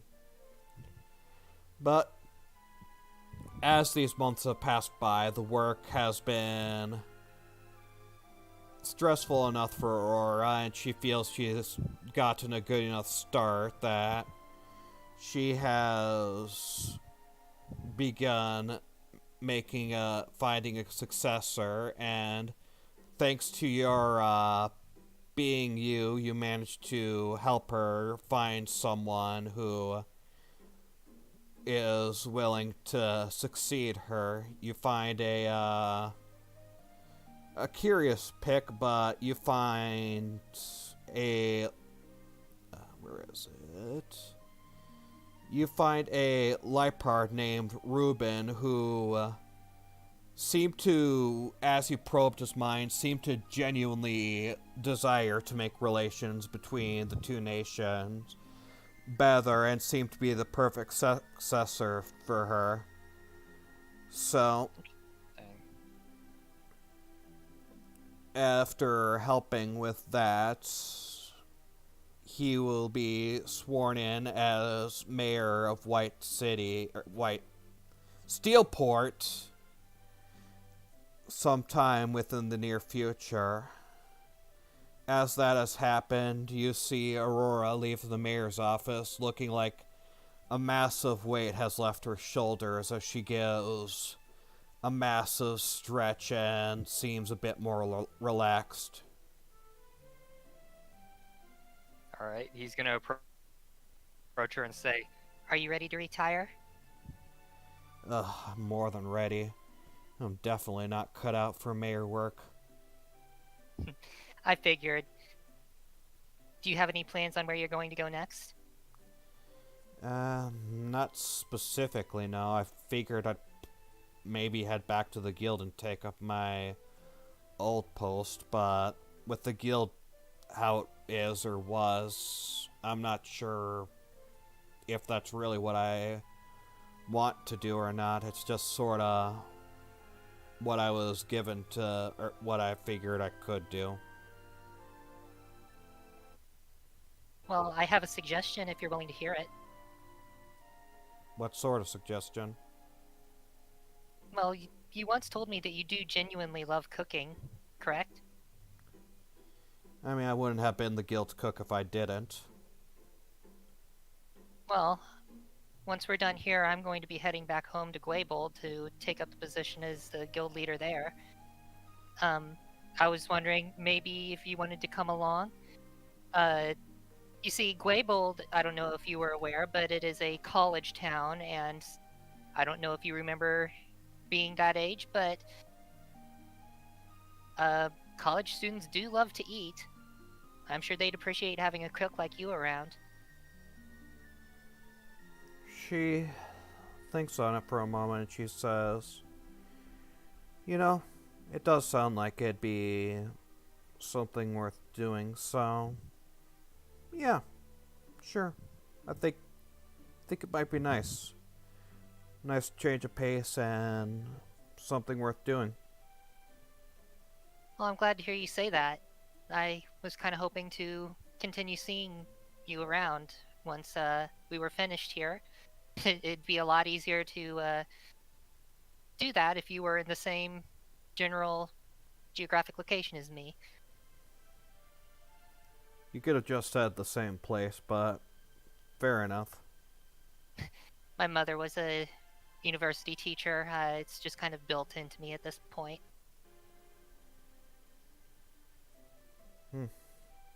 Fair enough. I guess then we may as well begin making our way over to Gwaybold then. Alright. Sounds like a plan to me. Okay. So, you and Aurora begin making the long trip over to Gwaybold. Takes several days, but you eventually all make it over there and you see the familiar streets, the campus, and all that stuff. And before you can reach the guild renewal, you see two Pokemon walking around the streets. You see another Espeon and Sylveon, your mother and father, walking through the town. Alright. He's going to forge a telepathic link with them and say, It's been a while. What are you two doing? There was a small moment of shock, but eventually they realized who was talking to them, and you see your mother picks you out of the crowd and smiles as she approaches you quickly. Well, your father definitely smiles too, but he was a bit slower. And as your mother approaches you, Raniel, she wraps her feelers around you and pulls you into hug. alright, he's going to do the same with his whiskers. Is Aurora here as well? Yeah. Okay. It's She's- so good. It's so good to see you again, Mom. How are your powers doing? Has Dad figured out how to give them back to you yet? She breaks the hug and looks over to you smiling. She says, "Yes. Thanks to having access to Shat's office, your father sifted through all of his notes on what was done, and soon enough the cure was found." When she says Shad, he kind of gets this malicious smirk on his face, but it fades pretty quickly. And he says, Well, at least something he came up with was put to use. And she gives a smile and says, "I can't believe it, but is that genuine emotions I'm feeling from you?" It is. I've been on quite the adventure, and a good deal of growth has been had. You see her almost cry as she hugs you again, seeing that she seems almost extremely relieved seeing you like this and not as emotionless as you were before. And she says, "Finally, I've wanted to feel you having emotions again for so long, my Reniel." he gives her a big smile and says, I'm glad I was able to give that to you after all this time. I'm sorry I worried you for so long. It's fine, Reniel, it's fine. Just so glad to see you. Are you busy right now?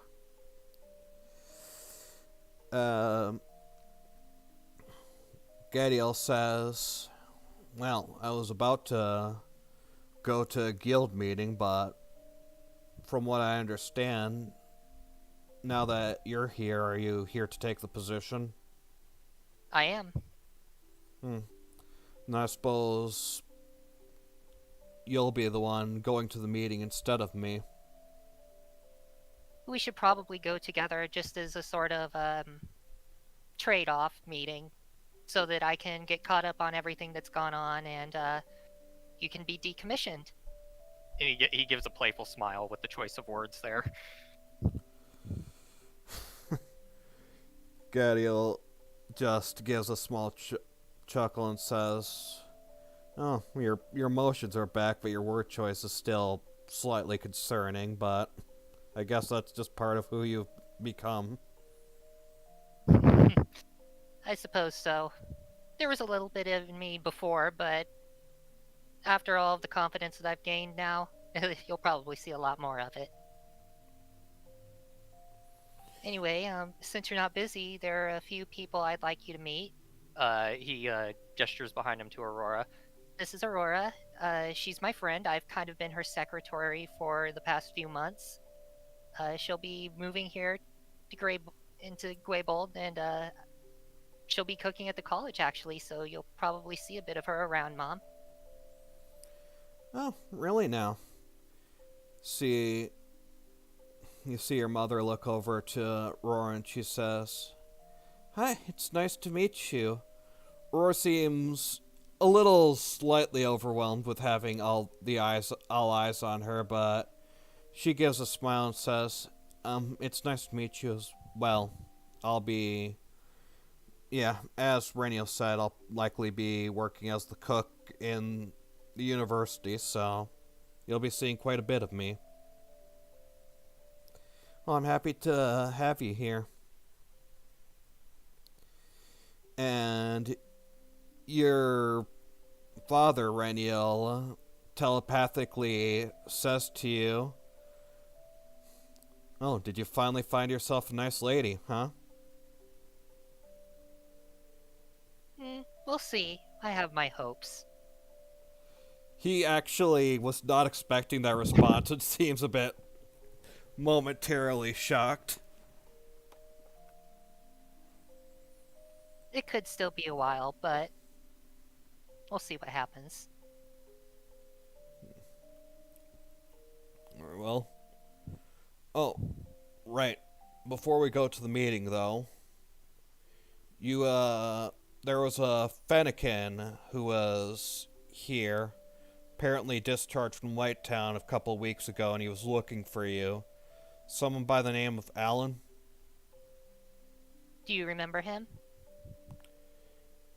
Should I? He was my friend back when I was young.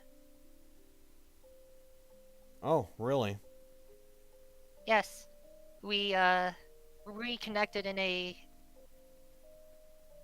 I don't know if I would call it a good way during my adventure, but hopefully things will be smoothed out now that he doesn't have certain difficulties. Oh. Well, it's good to hear. Anyways, I think he was hanging around the university, so you should probably meet him quick before you head to the guild. Oh, absolutely. There is one more Pokemon I'd like you two to meet. Try to brace yourselves. This will be a bit of a shock. And Nihiligo's going to emerge from like his ear and just kind of latch onto his head. You And he's see, going to say, as that happens, both your parents react in shock and take a few steps back. Don't worry, it is friendly. and Nihiligo's going to wave with one of its tentacles. This is a Nihiligo. I have named him Symbiont. He is, or it, rather, is what has been afflicting me all these years, but the two of us have come to peaceful terms together, and he will be taking up residence inside my head for the foreseeable future. Both your parents sort of give each other a look as they're like, what the heck? But eventually your dad smiles and he says, well, I'll admit, when you were attacked by those creatures and that one latched onto your head, I didn't expect you to make friends with it, but I suppose seems friendly enough. It is once you get used to it. I would not advise trying to speak with it telepathically. One of my friends tried to do that and it did not end well for him. Good to know. Well, hi, symbiote. It kind of jiggles its body and waves at him again. And before crawling back inside Ringel's head. Her mother just sort of takes a breath and says, I get the feeling things are about to get a little different, but a little more lively around here. I expect things will get lively.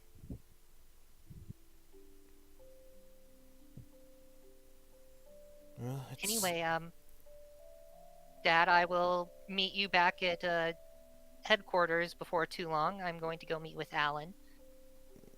Alright, see you there, Reniel. Alright, you two take care. Mm-hmm. You see your mother seems to be looking forward to talking Aurora's ears off, and Aurora seems partially slightly happy and partially slightly a bit of trepidation at the prospect. Don't worry, they won't bite. That's not the part I'm worried about, Aurora response. And what are you worried about? It's complicated. Anyways, you can just go on. Oh, you're coming with me. Alright, sure, Reniel? Your mother says, we've got a lot to talk about. I'm sure you do, but there will be other times. Aurora probably is interested in seeing her working environment. Fair enough.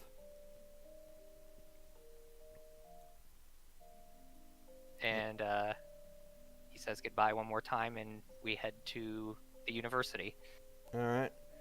You head to the university. Looks about the same as you remember it, though with one lacking Fennekin, or not Fen, with one lacking Lytton and Baneri checking out the library. But as you enter, you see the Fennekin looking, sort of just mindlessly looking around. He seems still a little exhausted, but otherwise he does look like he's far better than what he was before. Alright, Reniel will do his mind link and say, Are you having trouble finding what you're looking for? As you do that, you see a sort of paranoid face go on Alan for a few moments as he looks this way, that way, and everywhere, but as soon as he sees you, Reniel, he calms down and approaches you and Aurora and says, Reniel, good to see you again. Hello, Alan. Sorry about contacting you in your head. It kind of slipped my mind that that would probably induce some post-traumatic stress in you. It's fine. That thing's gone. It's gone. Have you been readjusting to a normal life well? About as well as I can. Still, that thing leaving has left me pretty exhausted, and the constant mental battles has also left me exhausted, so it's taking a bit, but I'm getting used to it at least. Reniel looks very concerned at this and says, It's been several months. Well, I guess it took me 7 years to get used to them by being inside my head, so I guess it stands to reason that it would take a little while. Yeah, I've been checking with a doctor since they discharged me and since coming here, and trust me, it has been a bit, but I've been steadily recovering. It's just, Well, that's good. I spent however many years stuck in that state, so it's been a bit of an adjustment. Well, hopefully your recovery continues. Have you reconnected with your mother at all? Yeah, I have. She was happy to see me again. I can imagine so. Kind of feel a little guilty. Oh, it wasn't your fault. You shouldn't feel guilty about anything. I know, I wish I was stronger like you and able to not let it take control of me like that. You know, I'm still not quite sure why I was able to resist Nihiligo's influence. Maybe it's a mystery that will be lost to time.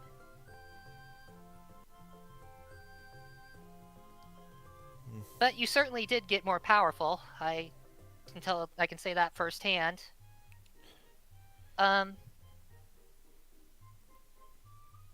if you... Well, first I should ask, what have you been up to all this time, ever since, the almost apocalypse?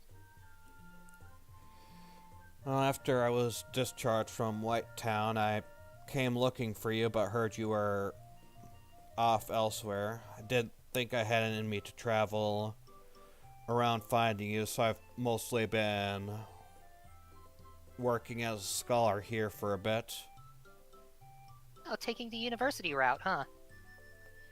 Yeah, I wasn't given much of a chance to do that since it was when I came to the university that Black Fleffel, whatever, he got me in. That thing took me over, but now that I'm back to my senses, I want to continue. Besides, it's not too much physical activity, and I'm at least a lot better physically. So I'm at least able to do that. But back when I was first discharged, it was hard for me to do a lot of things, so I figured it made sense. He nods and says, Well, while you're here, you should probably stop in and visit my mother, Professor Sign. She's a Sylveon, and let me tell you, she puts her abilities to great effect.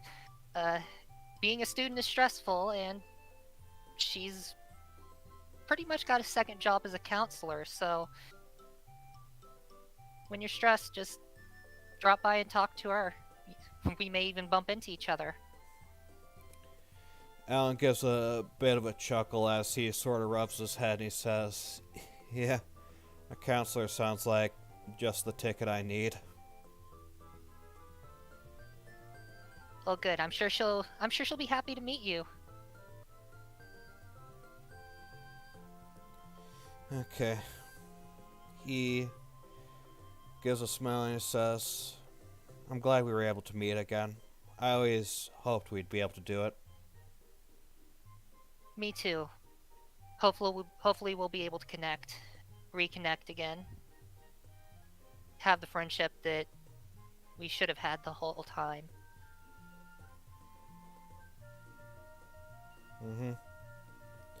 I'd like that a lot.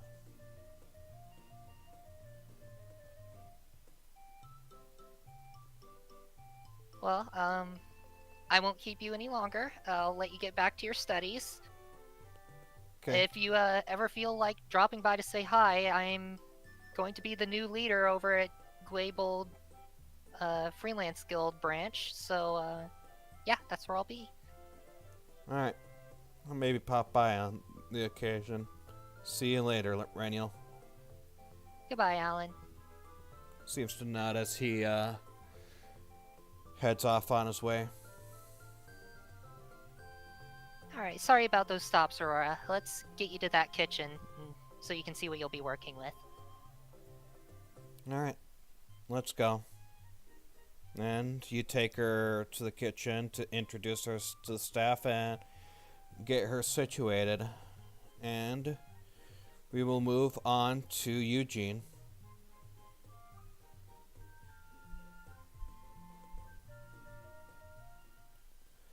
So, for the past few months, you've been working on helping make Caldwell prosper. With the help of, at first you had a bit of help from people in White Town, which you knew to be Aurora, but then you heard of a new mayor being elected, who still seems to be a great ally in helping you close the gap between Lanwell and Aaron. But as you were spending your time, you're probably, I don't know if you're feeling stressed or not, but some point in time, I imagine you probably would have occasionally or frequently go to the lookout to see the forest, correct? Yeah. Eugene probably would have. It's probably It's not like his kind of environment. He's probably going to a lot of meetings and talking to a lot of people, but he's probably more or less kind of broken into it. Mm-hmm.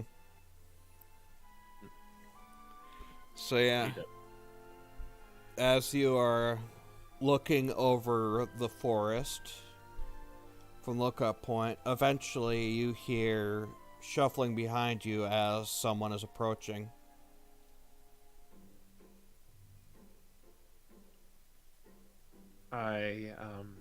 Eugene, he just sits there watching still, looking. Okay. And as you're looking, you hear a voice behind you say, "View's pretty great, isn't it?" And you recognize this voice as Lucian. Mm-hmm. It is. And that's when I kind of turn around and look over my shoulder. Lucian gives you a bit of a smile, and he sits next to you, looking over the forest. He looks over for a few moments before giving a small sigh and says, "You know, there's a part of me that feels like maybe I should not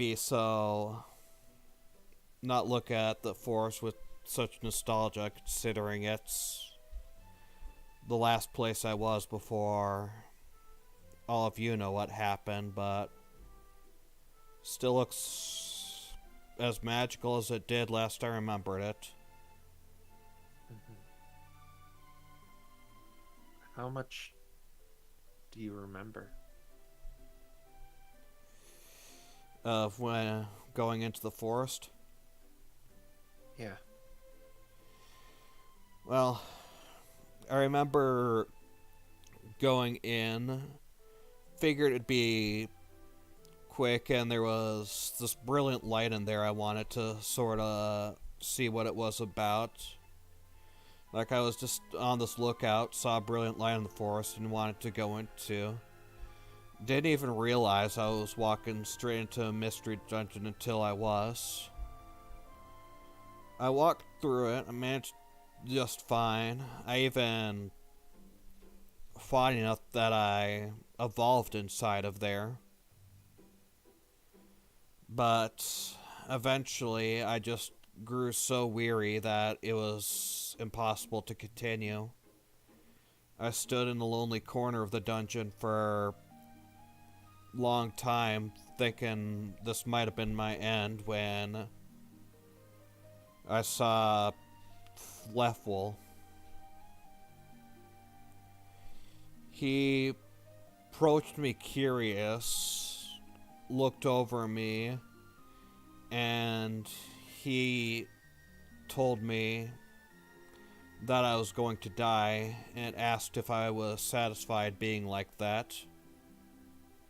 I told him no, I wanted to live because I didn't want to leave everything here behind, and especially didn't want to leave you behind.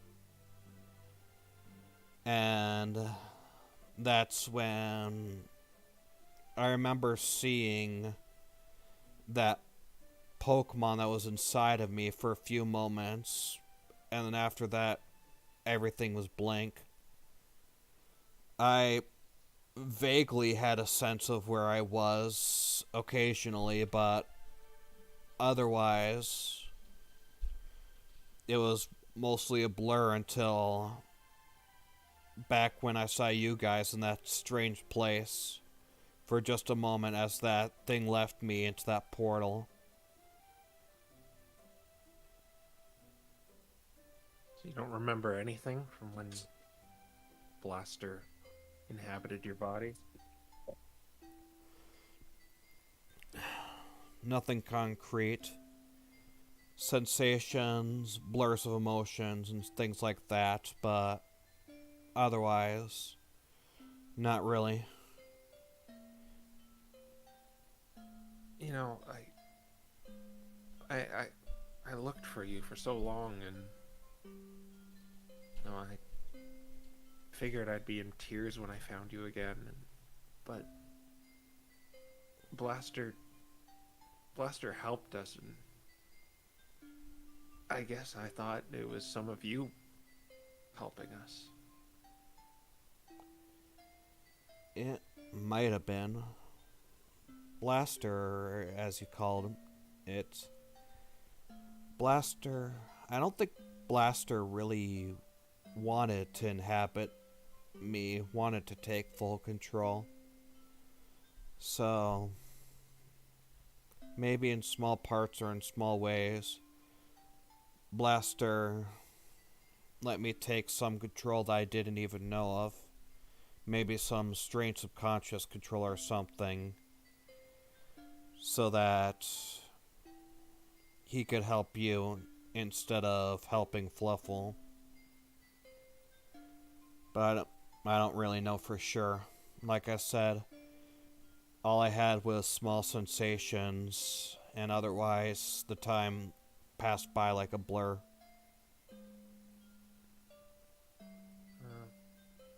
The time you've been gone, things have changed. Changed a lot.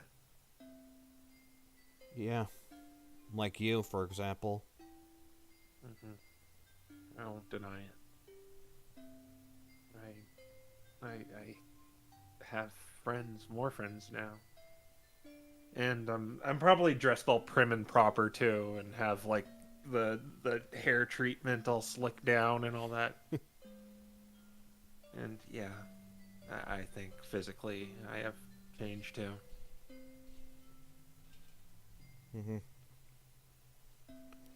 But even if some things change, some things stay the same. I had a feeling I'd still find you here, looking over the forest. Seems to be the one consistent around here. But I can think of one other consistent thing, though. What's that? He pulls out a chess set and he says, I bet you want one more match. Yeah, I do. Then it like pans the right jiggins. You can go back to the manor. He nods and he leaves you both alone. And I begin to like set up. Maybe there's a little stump or something. You both begin setting up and he says, I may be a little rusty, but I'm gonna still give you the fight of your life. Let's see how much you've learned.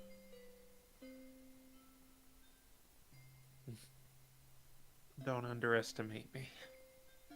I don't plan to. And do you want to continue this, or shall we leave it ambiguous who wins? I'll leave it ambiguous. Alright. Okay, then. We will finally, unless one of you got... Well, we'll do it afterwards, but unless one of you has something else to do, we will have our final epilogue scene with the one who started it, the epilogues, Harold. Alright. So, you, after everyone got ready, you began to mount your expedition around the forest, taking the tree and helping to, using it to guide you. Unfortunately, as you probably imagined, in order to reach the Bearden Tree, you had to forge through a mystery dungeon, having to go through one of those distortions in order to reach your goal.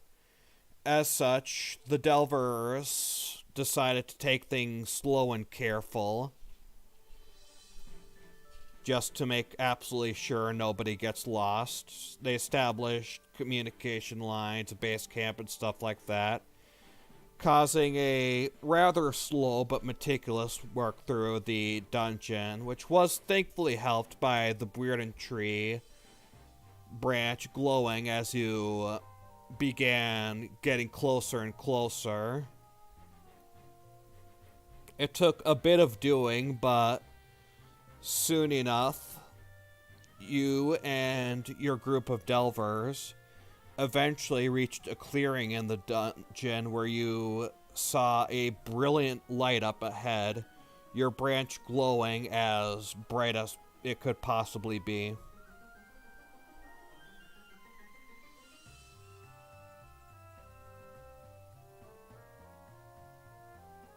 We might be there. About time, too. Less time we spend in this distortion, the better. Let's forge onward.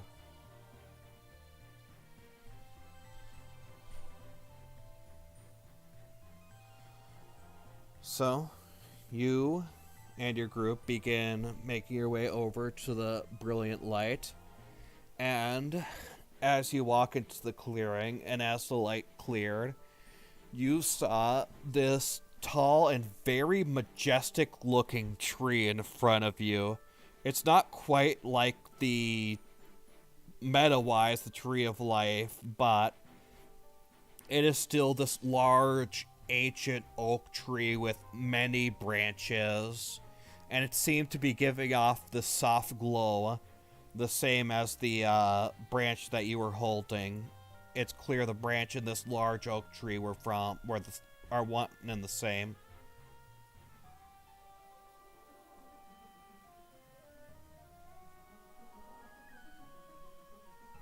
Going to silently, slowly approach. Okay, and as you do, I bet you weren't expecting one of these. Give me a perception check. I know, skill checks in D&D, what is this? Well, perception, investigation, or I'll let you use Arcana too if you want to. Oh, I am actually a bit better at that. Okay.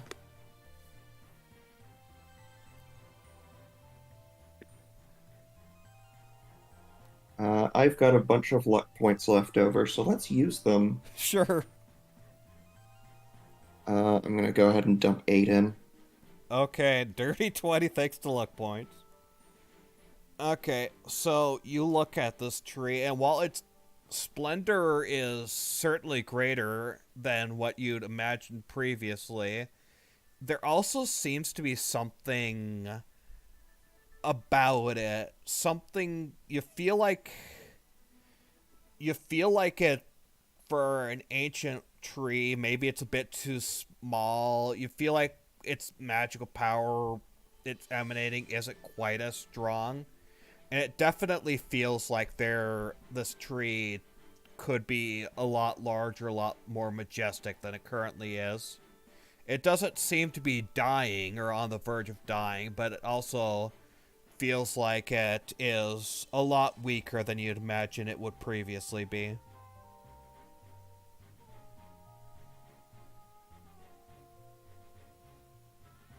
Something's not right here.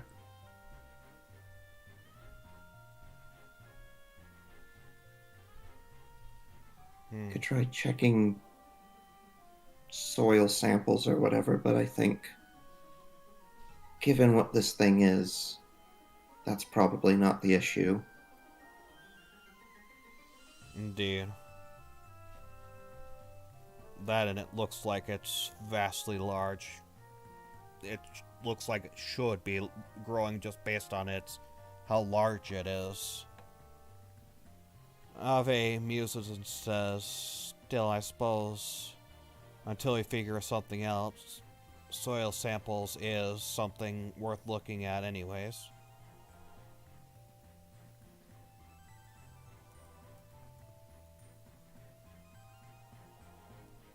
Lanwell mentioned that it would be weakened by death. Maybe if we can restore peace, that'll strengthen it. Restore peace, you say?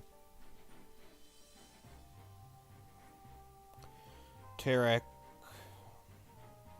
seems to cross his arms and he says, it's a bit... Well, from what I hear, things have been going fine. That is still quite a bit of a slow-moving way of getting this done.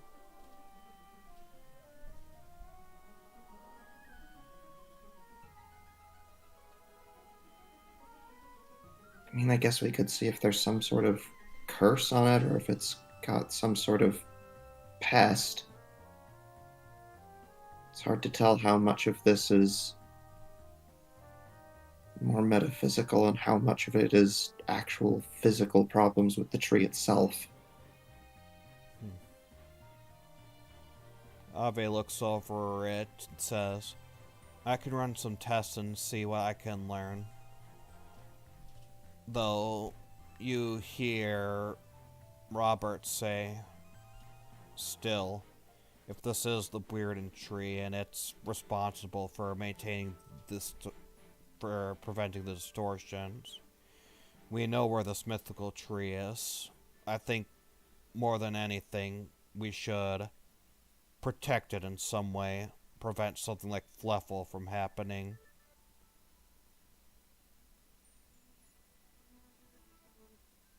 I'm gonna pull out my sword. Koritha, do you have any ideas? I don't know if you had any familiarity with this tree. You hear Koritha say, we noticed the tree, or at least the outline of it. There were reports of seeing it in this forest during the war, but as quickly as you saw it, it disappeared. It was during moments of the most intense fighting. I do believe, if I were to imagine what you said initially is true, if peace and a lack of death were to happen, then this tree would most likely be able to build and prosper.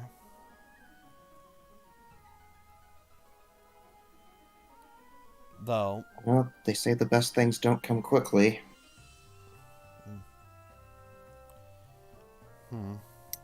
I suppose that is true. I guess then, perhaps we ourselves need to help ensure that peace remains.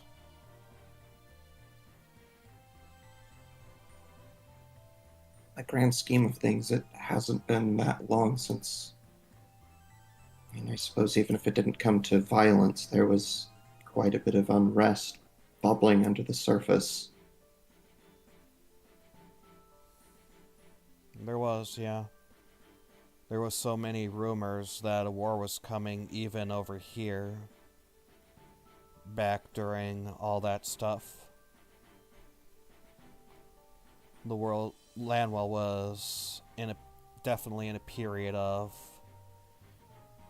unrest, so that may have affected things too. Perhaps if that unrest fades, so will the distortions.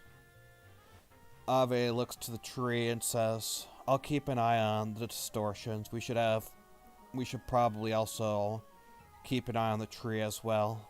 If we can continue seeing the link between peace and the distortions starting to fade, then perhaps that is simply all we need to do. Perhaps there is a fast way, but perhaps this is just what needs to be done.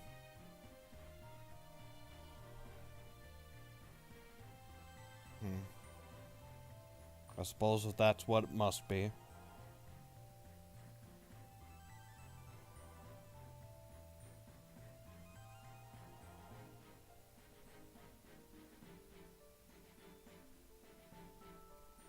Harold? We can make some more observations around here and see if there's anything more obvious nearby, but we found it at least. And that itself is something I imagine is important for the future.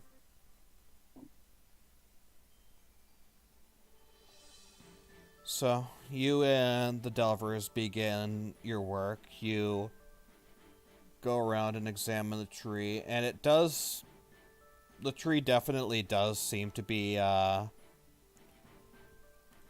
Like, your conclusions do seem to be that. Actually, yeah, roll me another Arcana check since you're looking around again.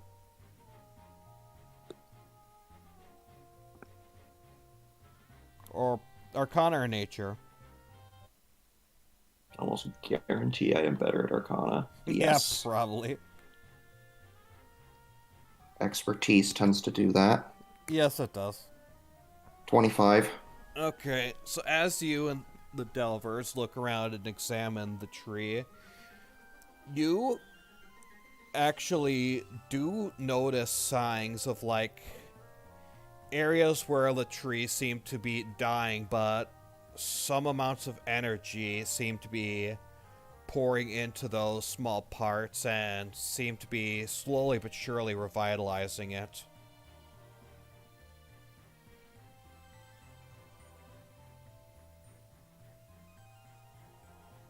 It does indeed seem to be that the tree itself may have been at one point in time suffering, but it looks like slowly but surely it's regaining strength and power again. Well, there's some way to go, but I think we're on the right track. And I suppose if the Delvers are to maintain peace, then, or to eliminate these distortions, then I suppose we must maintain peace.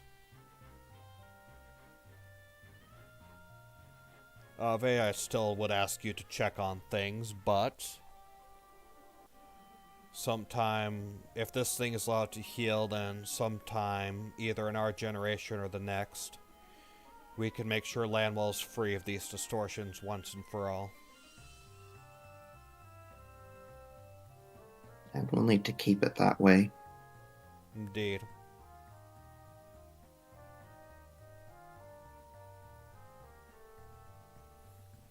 Alright, does anybody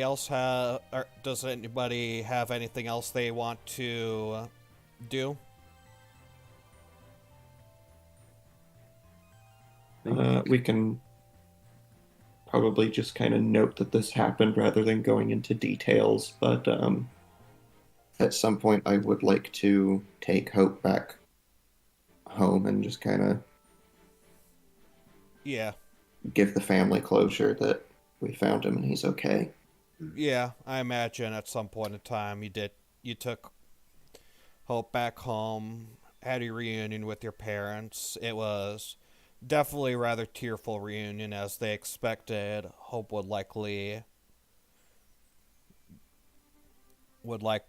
possibly no longer be around, but while Hope still didn't seem to have any memories, he seemed to recognize them, and it was a tearful reunion all the same.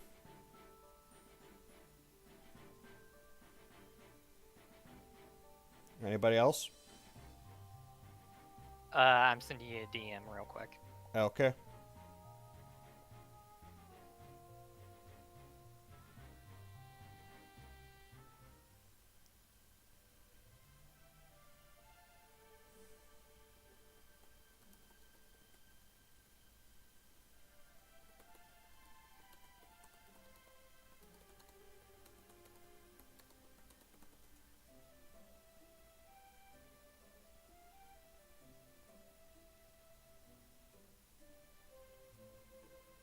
Okay.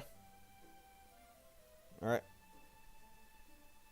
So, if there are no objections, then you all continue your activities for quite a while.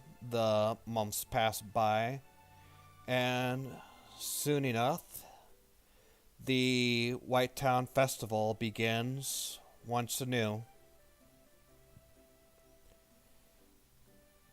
And you all eventually begin making your way over to the White Town through your respective places. Sergey, you probably were there first, helping set up and things like that. Raniel, Just you being the closest. yeah, being the closest and being a guild leader, you're probably helping set up the stands, set up sort of scoping out some new trainees and stuff like that with Raven. Raniel, you probably came in after as a guild leader. You would also be sort of scouting out for new talent as well. Anyone who's brave enough to look Renial in the eye is on the team.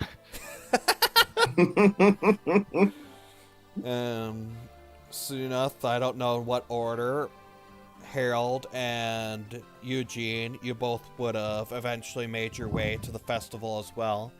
White Town seems to be quite lively as you remember it. Streamers and banners flying all over the place as you see people celebrating in the streets, some people looking for the coins as part of the hunt as usual, and all in all, it seemed like to be a wonderful time. And what do you all want to do? I'll let you guys have the floor for a while. Well, Yeah, I mean, first thing is trying to find everybody else. you probably see Eugene now as a Quilava with Jigen, parting along a bunch of books inside boxes. Alright, Eugene, while you're doing that, you hear that familiar little voice in your head that says, It looks good on you. I look around at like the least obvious spot, like not behind me. I look to like trying to locate where Reniel is. he's just kind of like off standing there menacingly. I wave to him. As soon as you do, he gives you a rather large smile and starts approaching you and says, Oh, it looks like some things have changed for you. Yeah, a lot of things have changed. I guess the meeting rooms are conditions for this, and I'm dressed a little differently too. Like maybe I have one of those. You know, it's like the Bugs Bunny logic where they just wear a shirt sometimes but no pants. Pokemon don't need pants. Yeah, but and right, Jiggins, just give me one. We can give this one out for free, and I give you this book, and it looks to be an adventure book. Alright. I forgot to mention this. Nihiligo is sitting on top of Renial's head, and on top of Nihiligo is the soda drink hat that he got way back at the beginning. Except for it's kind of small because it's Eevee-sized, and he also has the foam finger on one of his tail forks. My gosh. And Nihiligo reaches out and takes the book and holds it open in front of Renial as he reads it. You see, it's I've been taking up a hobby of actually writing adventures. I guess experience is the best motivation for that.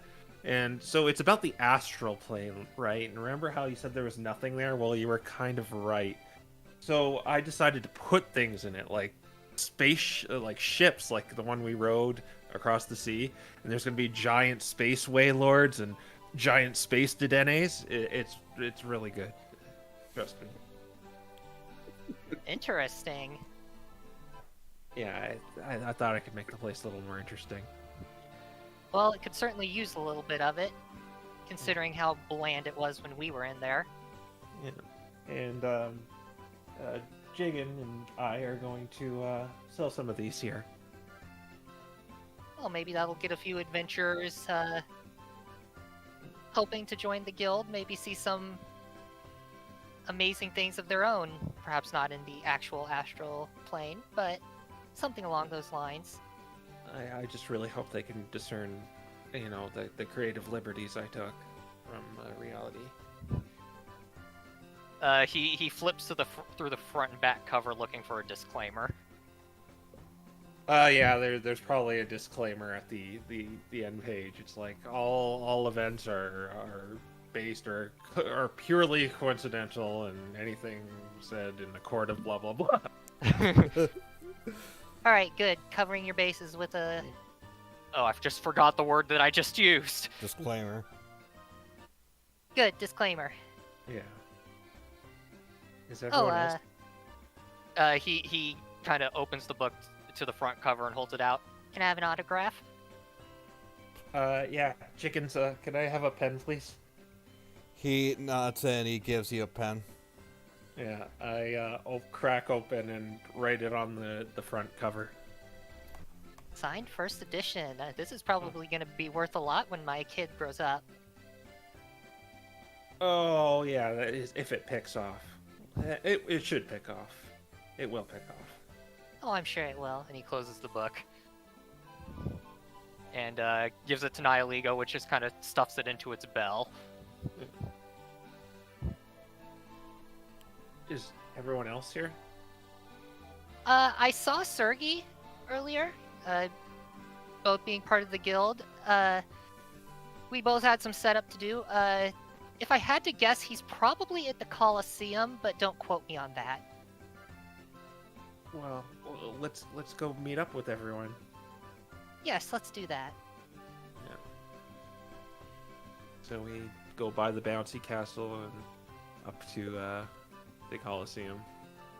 Alright, you do that, and Sergey, are you indeed at the Coliseum?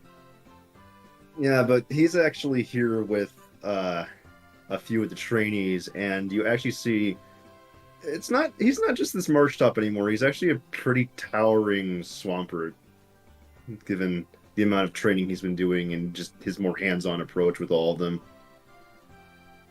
But you can see him there, and he's got this little entourage of all these trainees that are very clearly wide-eyed looking at the Coliseum, and he's like, so let's suggest that I've maybe set up a little bit of a surprise for all of you. What sort of surprise?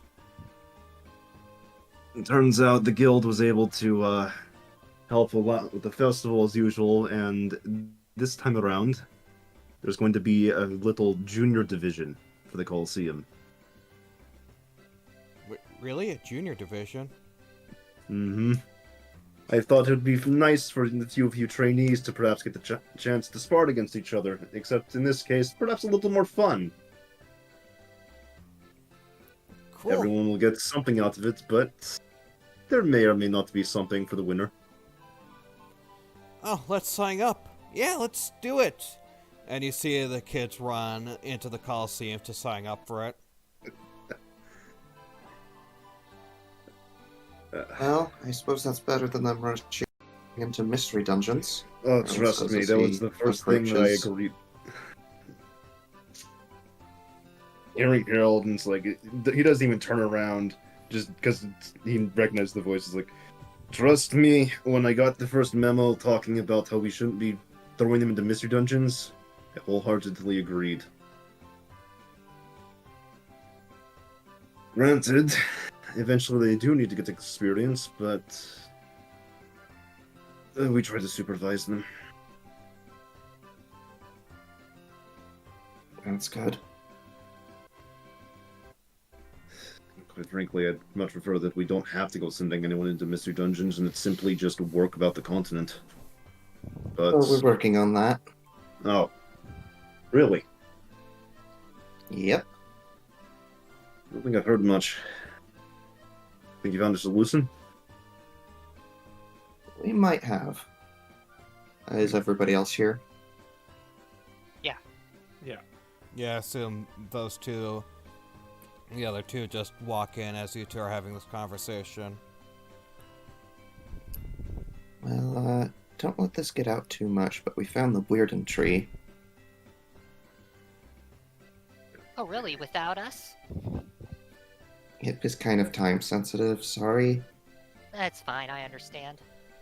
But we're pretty sure that if we can keep relationships between the different nations of Lanwell improving, it might stabilize the tree, and that might in turn weaken or maybe even remove the mystery dungeons. Including even single ones that showed up. What do you want to say, Eugene? How has that been going? Like, how's the political climate over the last year?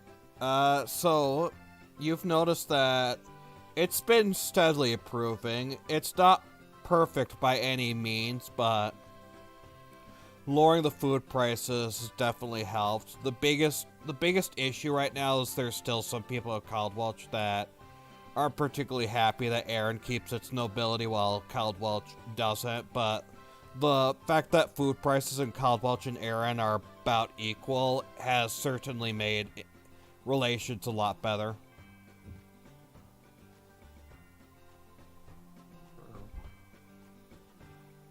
There's only so much we can fix, though. Yes, that's really something that each county is going to have to simply find a way to agree on things. We could maybe look into finding a way to let them have their noble families back.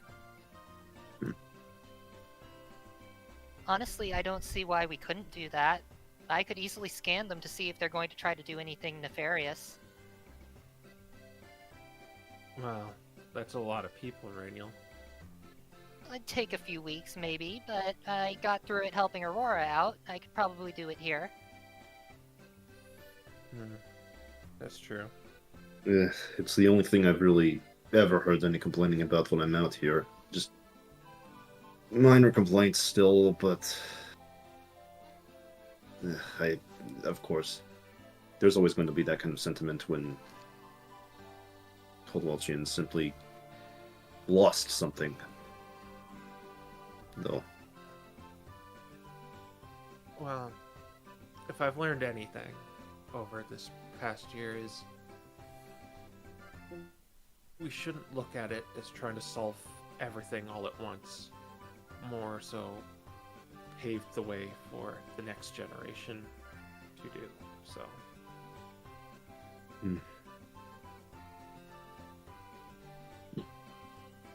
That's a good point. By the way, Jenkins, could you give him a book of the adventures in the astral plane, please? He nods and No. he gives each of you a book. Reniel will explain it to you later, possibly. Mine is first edition signed.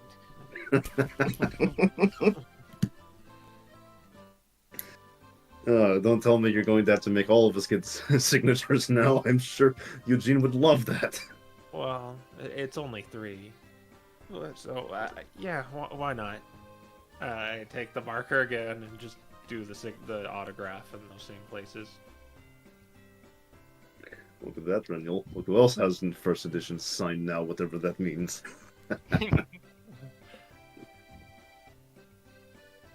I still have not gotten used to the fact that I've seen you this happy.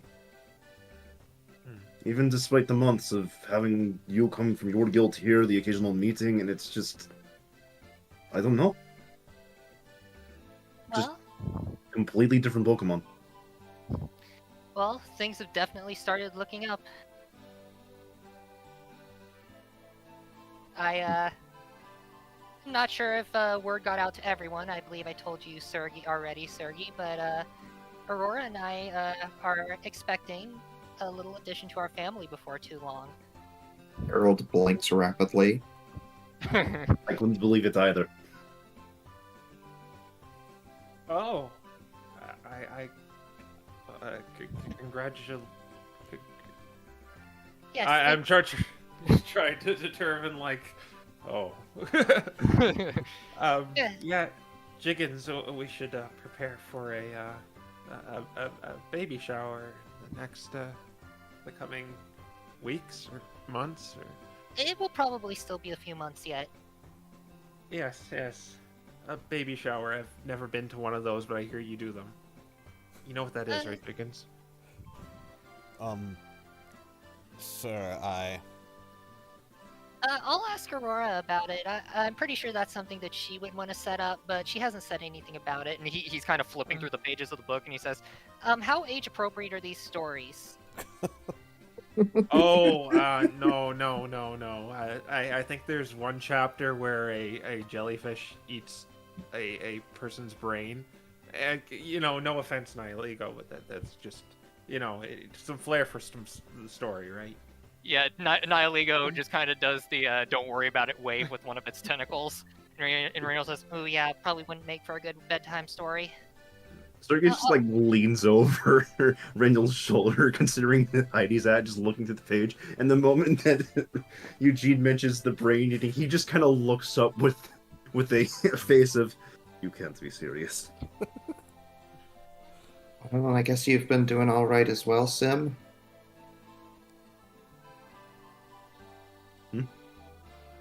Oh, I figured it was shorter than symbiote. oh, yes. It kind of wiggles back and forth and makes some eldritch noises as it makes gestures with its tentacles. Can you translate? Looks like the AOL dial-up noise. Reniel says, Oh yeah, everything's been fine. It's basically just telling you it took a while to get on Aurora's good side, but she's kind of gotten used to it.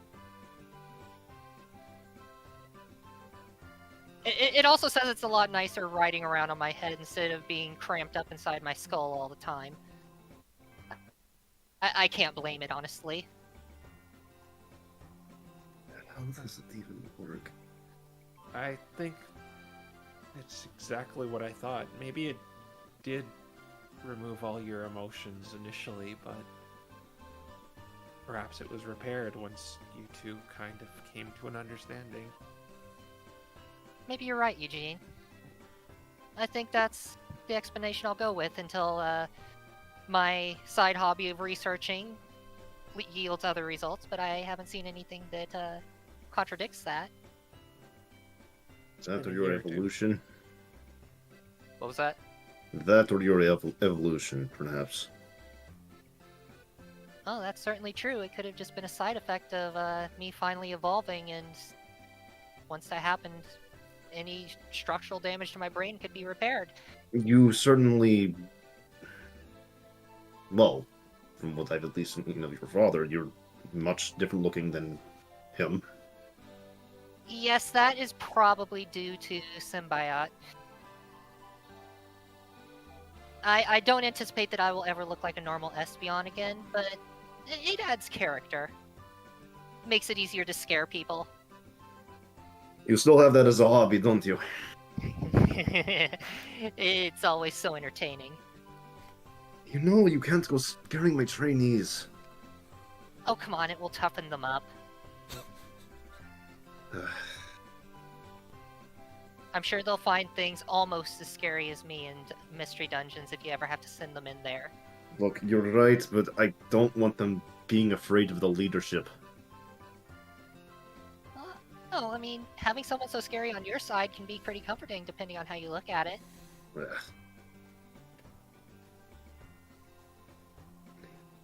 I will not concede one way or another. You know I'm right, and I can read your mind to find out. I won't, for your own personal privacy, but I could. And this is what I've had to put up with over these last few months. It's a heck of an example you're going to be setting for your kid, Reniel. I'm sure he or she will get over it. Or rather, learn to love it. It'll at least find out if he or she is lying, trying to steal cookies that Mom makes. Not going to be able to get away with any of that with me around. And with most Pokemon, could probably get away with that sort of thing, now that I think about it. He's Psychotype.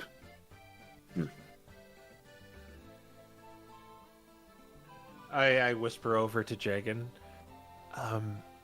Maybe give them a ring of mind shielding. Noted, sir. Yeah, sounds great.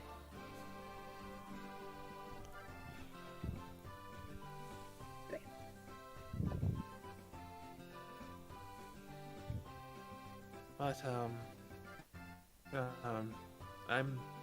I'm here to sell some of these books. Maybe drum an interest for my old hobbies as well. Oh, is it like an outline for one of those campaigns? Did you call them for your little game that you play with the little? It's not a game; it's a tabletop RPG.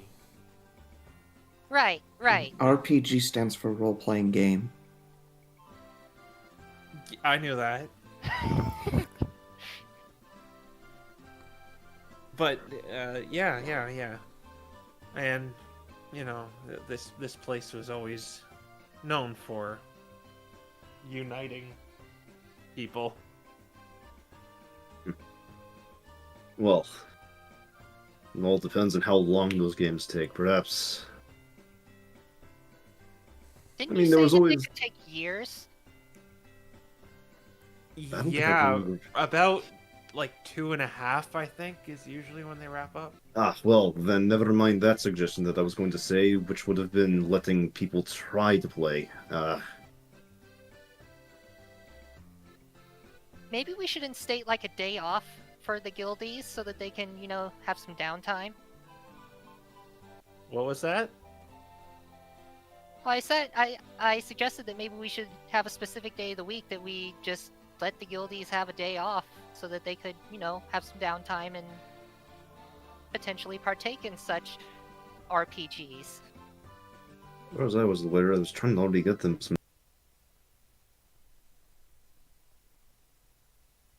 Oh no.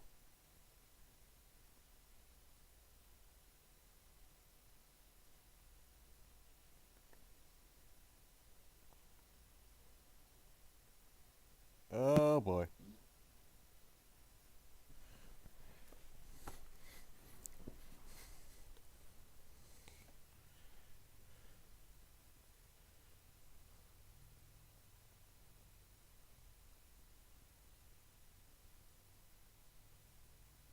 Oh boy. Just give me a second, chat. I'll be back in just a second. Hopefully.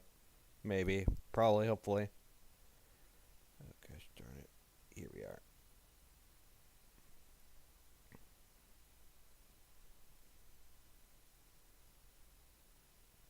Is he real? I was hoping this Oh, would. wait, no, there goes Quill. What? Oh my no, god. that means I'm next.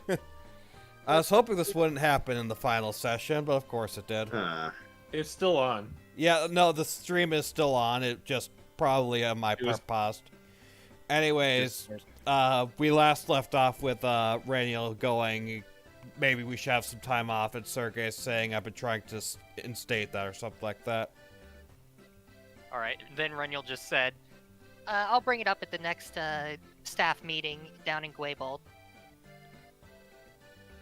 Right, I'll make sure to keep that in mind. Just let me know how that goes, since you know how it is. The training branch can kind of have things come in a little late, especially when Well, the I'll be number sure of trainees goes up, the number of Pokemon we need to handle them goes up, and sometimes we're short-staffed. yeah, no problem. I will make sure I allocate some sending to you every night to keep you in the loop. Alright, good. Let's just hope I haven't passed out from the paperwork. Oh, don't get me started on that. I'm Yeah. fortunate enough that I can decide if I want to be bored or not. How does that work? I'm dealing with the encounter of paperwork too. Ugh. I think the CR for it is it increases and increases over time. I thought keeping an up-to-date research notebook was bad. Went from being simple guildees to now being in charge, and it turns out that, of course, they don't tell you about all the extra stuff you have to do. Of course they wouldn't tell you. No one would take the job otherwise. Raven and I had quite a few conversations about it. He said I was worse than him, apparently. At least when it comes to said paperwork. Honestly, I can see it. I mean, you don't seem like the kind of guy who likes sitting around in one place too long. Not at all. There's a reason I wanted more hands-on experience with the trainees. We'll need to see if we can get some funds allocated to secretaries. I didn't even realize that would have been an option. Oh, it's probably not unless we can get some more funding, but I'm sure we can make Given it the happen. current size of the guild and the fact that we've kind of had to build our way back up from the ground, I wouldn't count on it right now. We kind of need to still rebuild our reputation. Reniel gets a little smirk on his face and he says, Hey, Eugene, Yes? you wouldn't be interested in supporting the guild, would you? Maybe a few extra employment slots for, I don't know, secretaries. I could possibly make that happen. No way, really? Can we, Jigen? Possibly, yes. I don't know how the finances are last time I looked. Oh wow, I didn't think that'd work. I was almost certain you were going to get told off. I mean, I would ask. I'll see if Aurora could maybe get some of our funds shifted that way. I'll talk to her about it. I don't know if we have enough money to just liberally throw around, but I can see what we can do. Well, yeah, I understand. Every little bit helps, though. It's mostly the fact, of course, that when you're not doing as many dungeon excursions, you don't have that poke simply falling out of the sky. Yeah, I sorry got this about on- that. No, it's not a complaint. It's simply just a state of the matter. There's a very good reason we're trying to avoid going to the dungeons again. And I think that spectacular artifacts raise in value when that happens too, because that's usually the place you find them.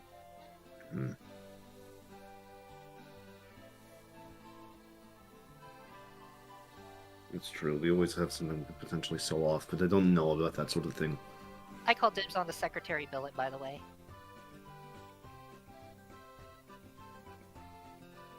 The what? You know, when we get enough funds for a new secretary, I call it. I see. I thought you didn't need a secretary as much because you could just choose not to be bored. Reniel groans and he says, Come on, you could at least give me some sort of reaction now that I can enjoy it.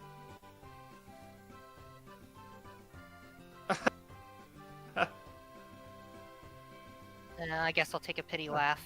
Oh. I don't even know where to respond. I've been... It's tiring. Today was supposed to be my day off. You know, I think for maybe to stop talking about all these about more paperwork, maybe we should just try to enjoy the festival. I hear that maze is still going on. Maybe we should try and do that together. That could be fun. I don't see why not. Isn't there just a simple trick to running those, though? Oh, Yes, you cast Expeditious Retreat on yourself. I meant hugging the wall. Yeah, but I you gotta guess- do it in the fastest amount of time, too. Yeah.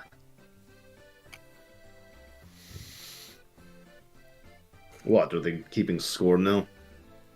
Or, I guess, if the maze, maybe we could go to the Coliseum and dust off the old weapons. Yeah. You know, I actually hadn't signed up this year. Figured it'd be more sense just to, Oh, you didn't actually see this, did you? there's a new division that's going to be starting because of all the trainees. Since we don't get them out and about as much,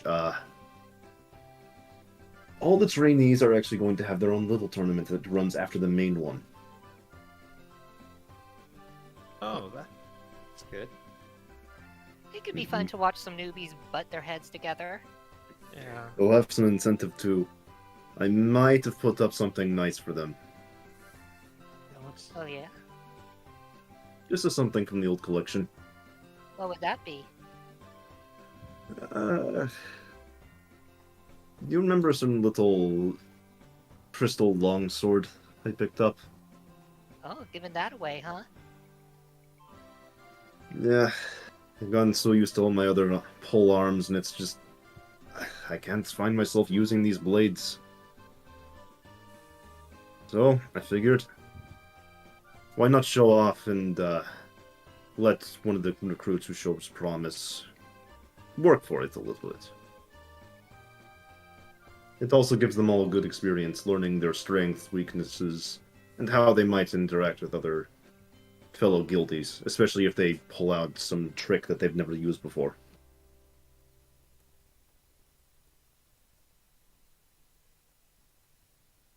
Could be fun to watch. They're gonna have their eye on the prize when they see there's an item up for grabs. They'll actually try instead of some, perhaps, thinking they can just pass by.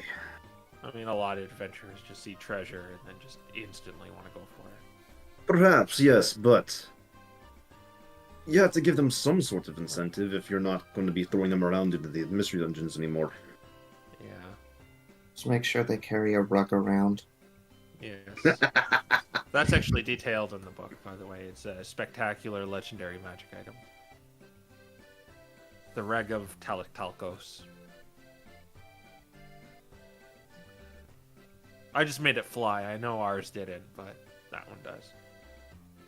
If you ever make a sequel, make sure you include the Ashes of Shad. It sounds like an incredible cursed item. Huh. That sounds like... I'm not even going to... He gives one of his old creepy smiles and says, "I still have them." That's when, like, the awkward silence takes over. So different, yet somehow still so the same.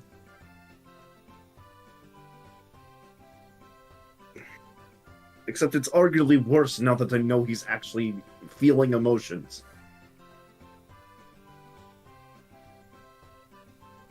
I also have the skull. But I know why. Did you hear from Rafa yet? No, actually, I haven't talked to her at all. I mean, it's kind of hard to have a conversation in bursts of 25 words or less. Yeah. Oh, that reminds me. Well, I've learned how to make teleportation circles, so we might be able to see each other a bit more often. Oh, fantastic.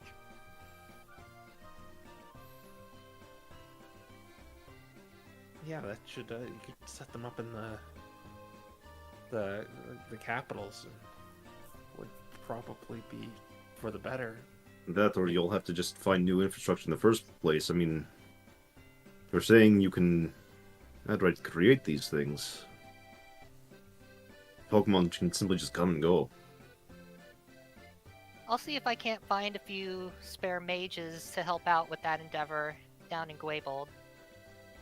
They do take a while to set up. However, it would certainly make traveling around the continent a lot safer. Especially for those that are interested in commerce.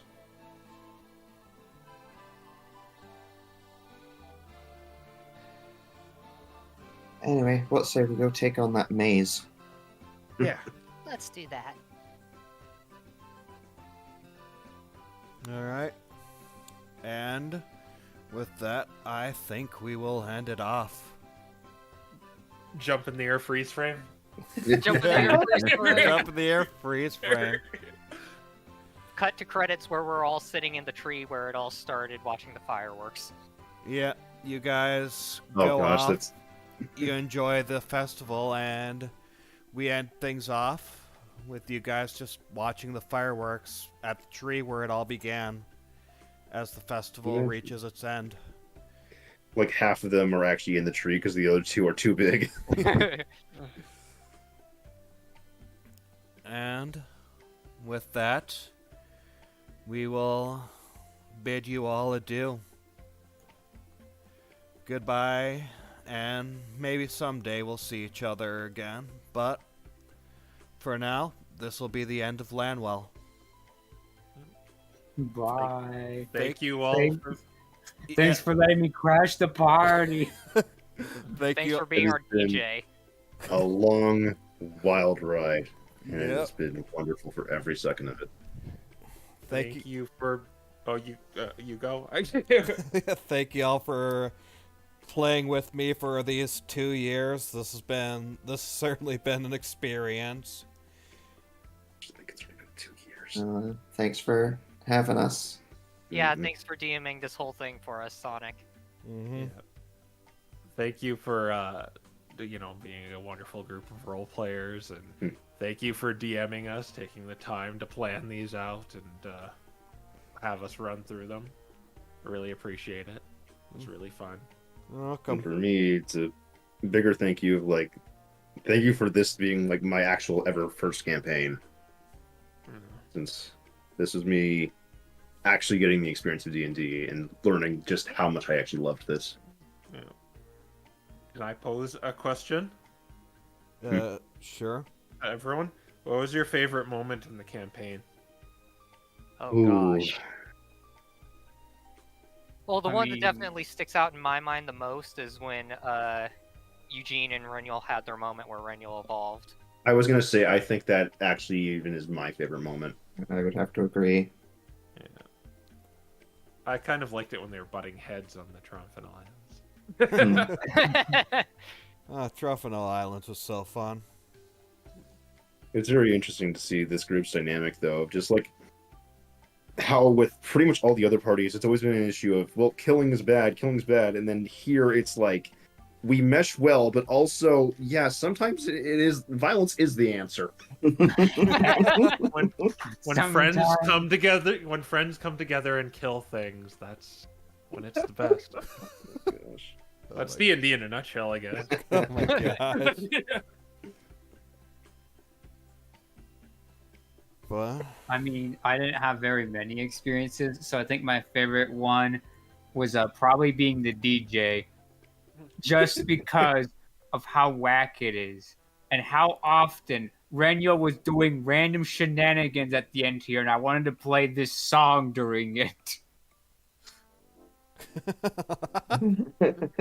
Oh my god. When the Nylago was making it incredibly awkward, not once but twice, I was like, if this goes on for long enough, I'm whipping this out. Oh gosh. Oh, the super music really made this ending amazing. Thank you for being the DJ. It was fun. I enjoyed it. Sorry, no one gets to learn what happens to Rafa because Yeah. Yeah, I was. I love how you did that. The moment you said, I was like, you're just saying that because we all know no one knows the answer, including you. I was debating on giving you like a minute to DM like the Dark Heroes random, but I was like, nah, I'm gonna leave Lanwell to be its own thing. Oh, well, we don't even know if Rafa's alive. We don't know what happened. We may never know. Probably. post credits she went to the astral place that was written in my book. See Oh, Rafa no. and Spelljammer. She's in the Oh, completely Rafa will wrong place. return An Avengers Spelljammer. Gosh. but all right, with that, chat, we will say a fond farewell to you all. Bye.